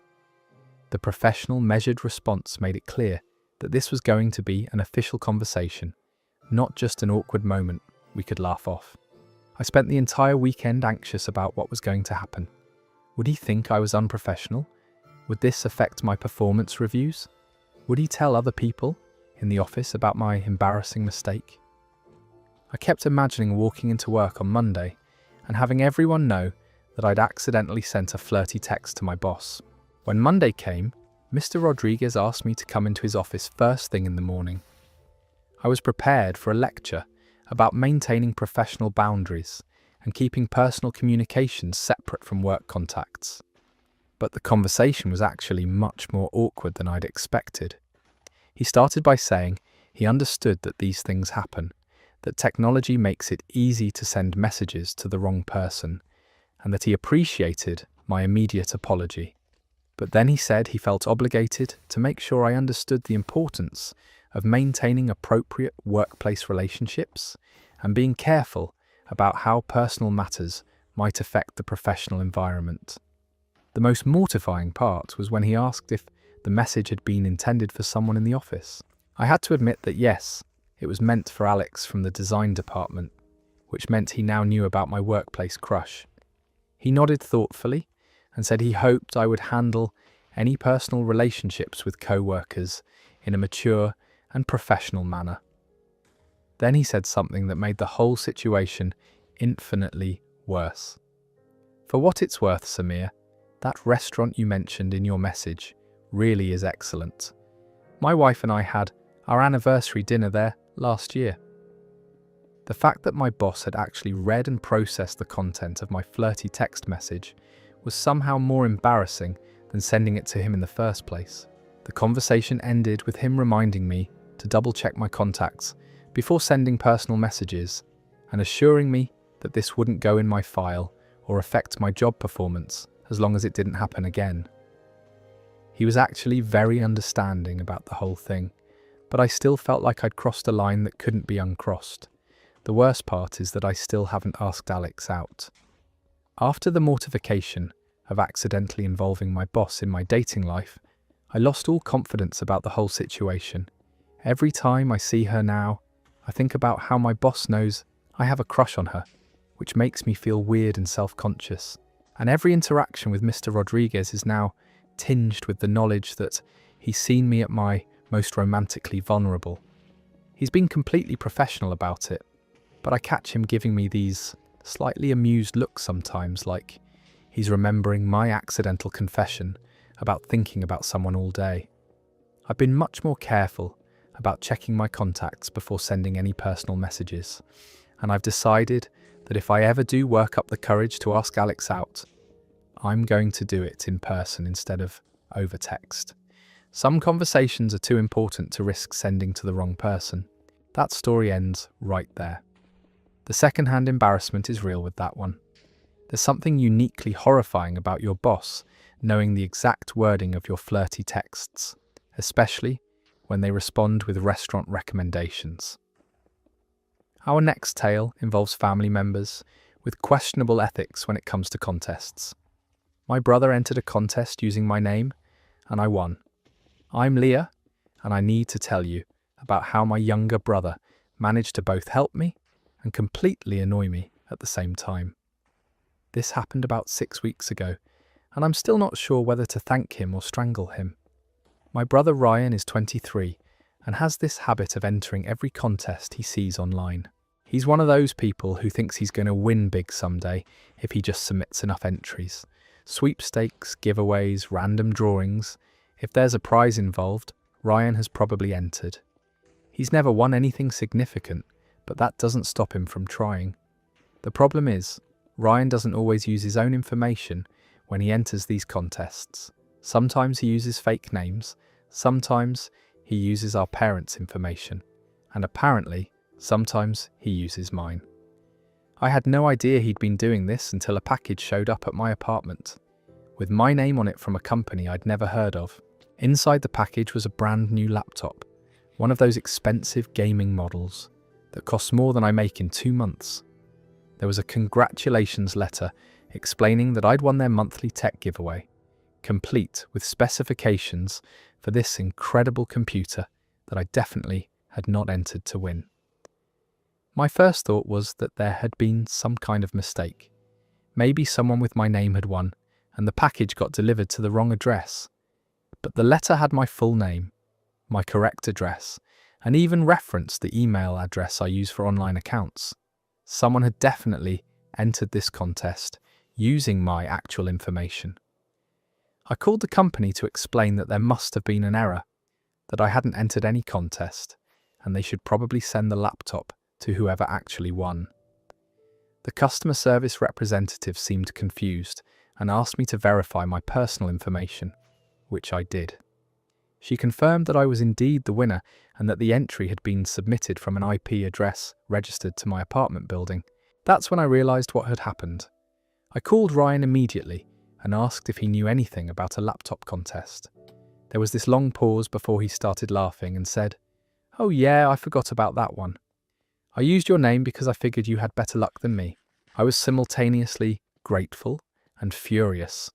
On one hand, I now owned an amazing laptop that I never could have afforded on my own. On the other hand, my brother had been using my personal information to enter contests without asking permission, which felt like a violation of privacy, even if it had worked out in my favour. Ryan's explanation was that he'd entered dozens of contests using my name over the past year because he thought I deserved to win something nice. He said he'd been careful to only use contests from legitimate companies, and he'd planned to surprise me if I ever won anything. He genuinely thought he was doing something nice for me. But here's where it gets complicated. Ryan immediately started acting like the laptop belonged to him, since he'd been the one to enter the contest. He kept saying things like, "We won a laptop," and asking when he could borrow it to play games. He even suggested that we should share custody of it, since he'd done the work of finding and entering the contest. I told him absolutely not. If he wanted to enter contests using my name, then anything I won belonged to me. He couldn't take credit for the victory and then claim ownership of the prize. That seemed like basic logic to me, but Ryan argued that it was unfair since he'd been the one putting in effort to find good contests. We got into this ridiculous argument about contest ethics and whether the person who enters or the person whose name is used has rightful ownership of any prizes. Ryan kept insisting that he deserved at least partial credit, and I kept pointing out that he'd been identity borrowing without permission for months. The argument escalated when Ryan admitted that he'd also been entering contests using our parents' names, our sister's name, and even some of our cousins. He had this whole system worked out where he'd rotate through different family members' information to increase his odds of winning. He genuinely saw nothing wrong with this strategy. Our parents got involved when Ryan complained to them that I was being selfish with our laptop. Mum and Dad were not happy to learn that Ryan had been using everyone's personal information for his contest hobby. They made him promise to stop entering contests with other people's names and to ask permission before using anyone's information in the future. The whole situation created this weird family dynamic where everyone was simultaneously annoyed at Ryan for the identity borrowing, but also kind of grateful that his scheme had actually worked for once. My sister kept joking that she hoped Ryan had entered some good contests using her name too. I ended up keeping the laptop, obviously, since it was legally won using my information and delivered to my address. But I also felt bad that Ryan's one successful contest entry had benefited me instead of him. So I let him use it sometimes when he visits, though I made it clear that it belongs to me and he needs to ask before borrowing it. Ryan has continued entering contests, but now he only uses his own name and information. He says it's actually more satisfying to win something legitimately, even though his odds are lower without the multiple identity advantage. He hasn't won anything since the laptop incident, but he's still optimistic about his chances. The weird part is that I probably never would have entered that contest myself, even if I'd known about it. I'm not usually a contest entering person, and I would have assumed I'd never win anything anyway. Ryan's impulsive habit of entering everything actually led to something good happening, even if his methods were questionable. I still don't know how I feel about the whole thing. Part of me is grateful that Ryan's contest obsession finally paid off, even if it paid off for me instead of him. But I'm also uncomfortable knowing that he'd been using my information without permission for months. It makes me wonder what other accounts or entries might be out there with my name on them. That story ends there. The mental gymnastics required to justify identity borrowing as a family favour is honestly impressive. At least she got a free laptop out of her brother's questionable contest strategy, even if the ethics are definitely murky. Our next story comes from someone who became an accidental member of a stranger's family memories. I was photographed for a stranger's family portrait by mistake. I'm Celine, and I somehow became a permanent part of someone else's family photos without realising it until much later. This happened at a local park about a month ago, and I'm still trying to figure out if I should feel weird about it or just embrace the absurdity. I was having lunch by myself at this popular park downtown, sitting on a bench near the playground area and reading a book. It was a beautiful Saturday afternoon, and the park was full of families having picnics, kids playing on the equipment, and people walking their dogs. Just a typical weekend scene that I enjoy being part of, even as a solo observer. About halfway through my sandwich, I noticed a large family group setting up what looked like a professional photo session near the gazebo area. There were maybe 15 or 20 people of various ages, from small kids to elderly grandparents, all dressed in coordinating colours. They had a photographer with actual equipment, not just someone with a phone, so this was clearly a planned family portrait session. The family was having some trouble getting everyone organised and positioned for the photos. Kids were running around, adults were trying to fix their hair, and the photographer was attempting to arrange everyone up by height while keeping the composition balanced. It looked like the kind of controlled chaos that happens whenever you try to get a large group to cooperate for pictures. I was watching this unfold while eating my lunch, mostly amused by how familiar the scene was. Every family has been through this exact experience, trying to get that perfect group shot where everyone is looking at the camera and smiling at the same time. It's harder than it looks, especially with children involved. That's when one of the women from the family started waving in my direction.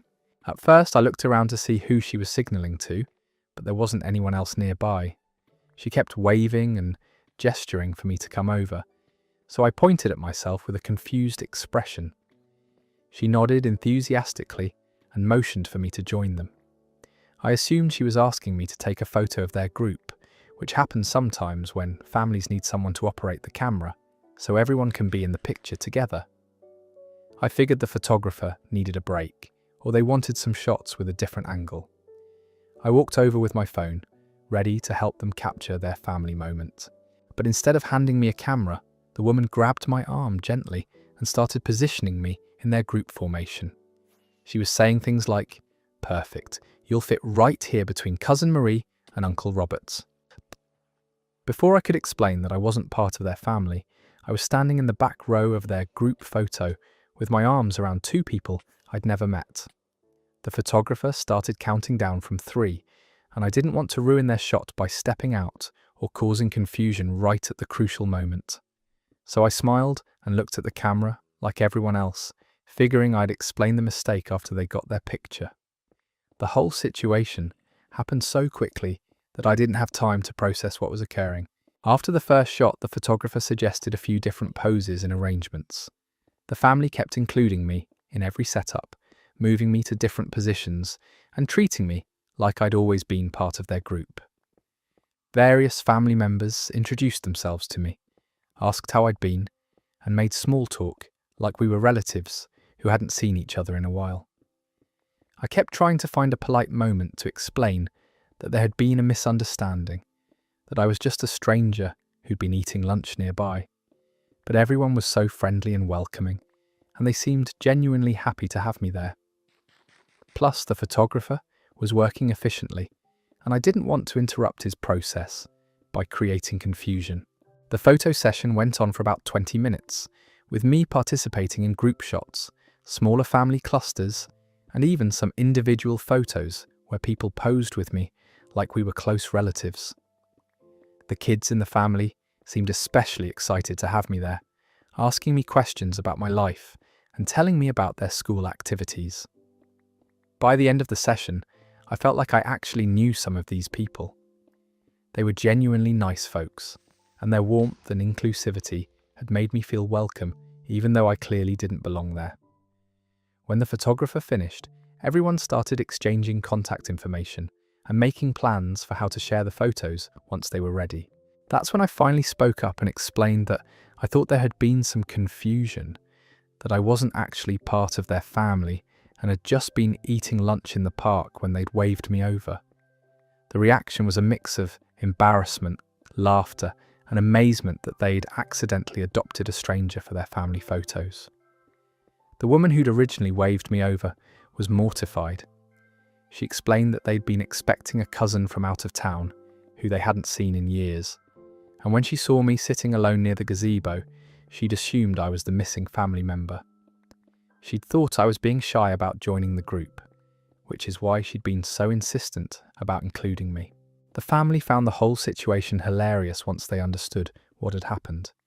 They kept saying I was obviously meant to be part of their family, since everything had worked out so naturally. The kids were disappointed to learn I wasn't actually their new cousin, and a few of the adults joked about adopting me officially. The photographer said he'd been wondering why I looked a little confused in some of the shots, but he'd assumed I was just camera shy. He offered to delete the photos with me in them, but the family insisted they wanted to keep them as a reminder of their accidental addition. They said it made their family portrait unique and would give them a great story to tell for years. 2 weeks later, I received an envelope in the mail with copies of all the family photos. There was a note from the grandmother thanking me for being such a good sport about the mix-up and inviting me to their annual barbecue if I wanted to make my membership in their family official. Looking at the photos, I have to admit we all look pretty natural together, like I'd been part of their group for years. I kept the photos because they're actually really nice, and it's funny to have professional family portraits with people I barely know. Sometimes I show them to friends and tell the story of how I accidentally became someone's long-lost cousin for 20 minutes. It's definitely the most wholesome case of mistaken identity I've ever experienced. That story comes to an end. Getting accidentally adopted into someone's family photos and then receiving copies in the mail is such a wonderfully bizarre form of human connection. Sometimes the best family moments happen with complete strangers. Moving on to a story about someone who had an unexpected passenger. I found a stranger sleeping in my car at the grocery store. I'm Owen, and I had one of the most confusing parking lot encounters of my life last Tuesday. I was coming out of the grocery store around 9 in the evening after a quick run for milk and cereal when I noticed something was off about my car. From a distance, it looked like there might be something on my back seat, but I couldn't tell what it was in the dim parking lot lighting. As I got closer, I realized it wasn't something, it was someone. There was a person curled up in my back seat, apparently fast asleep. And there you have it, a collection of life's most wonderfully weird moments that somehow make perfect sense when you're trying to drift off to sleep.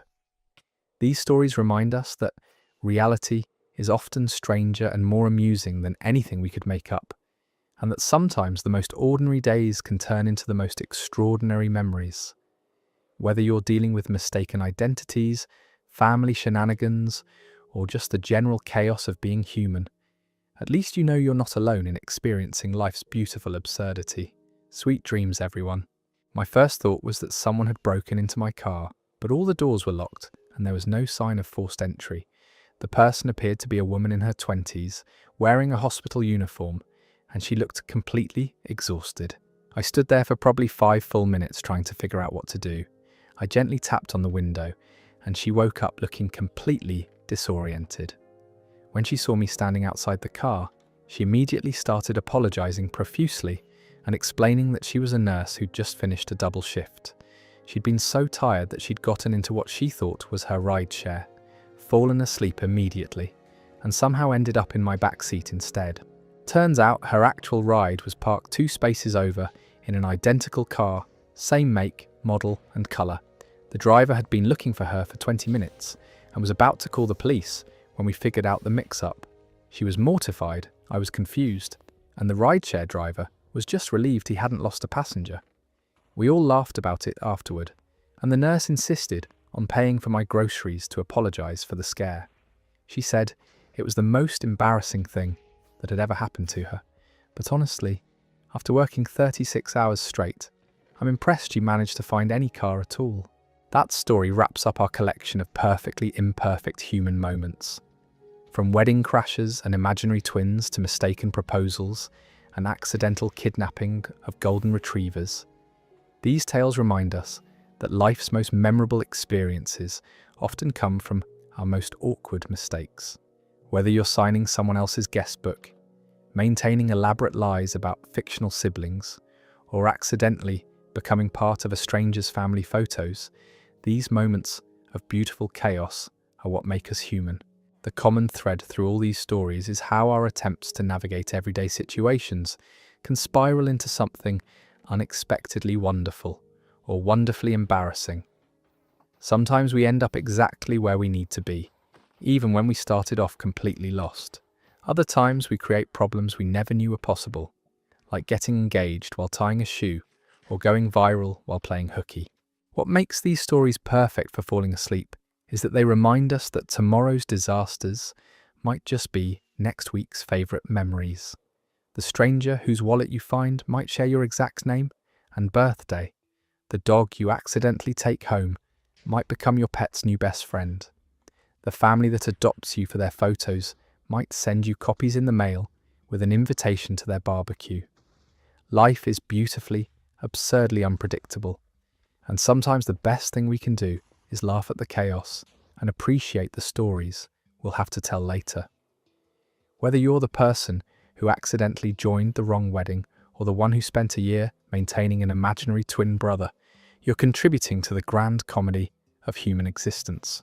So as you drift off tonight, remember that everyone around you is probably dealing with their own version of these wonderfully ridiculous situations.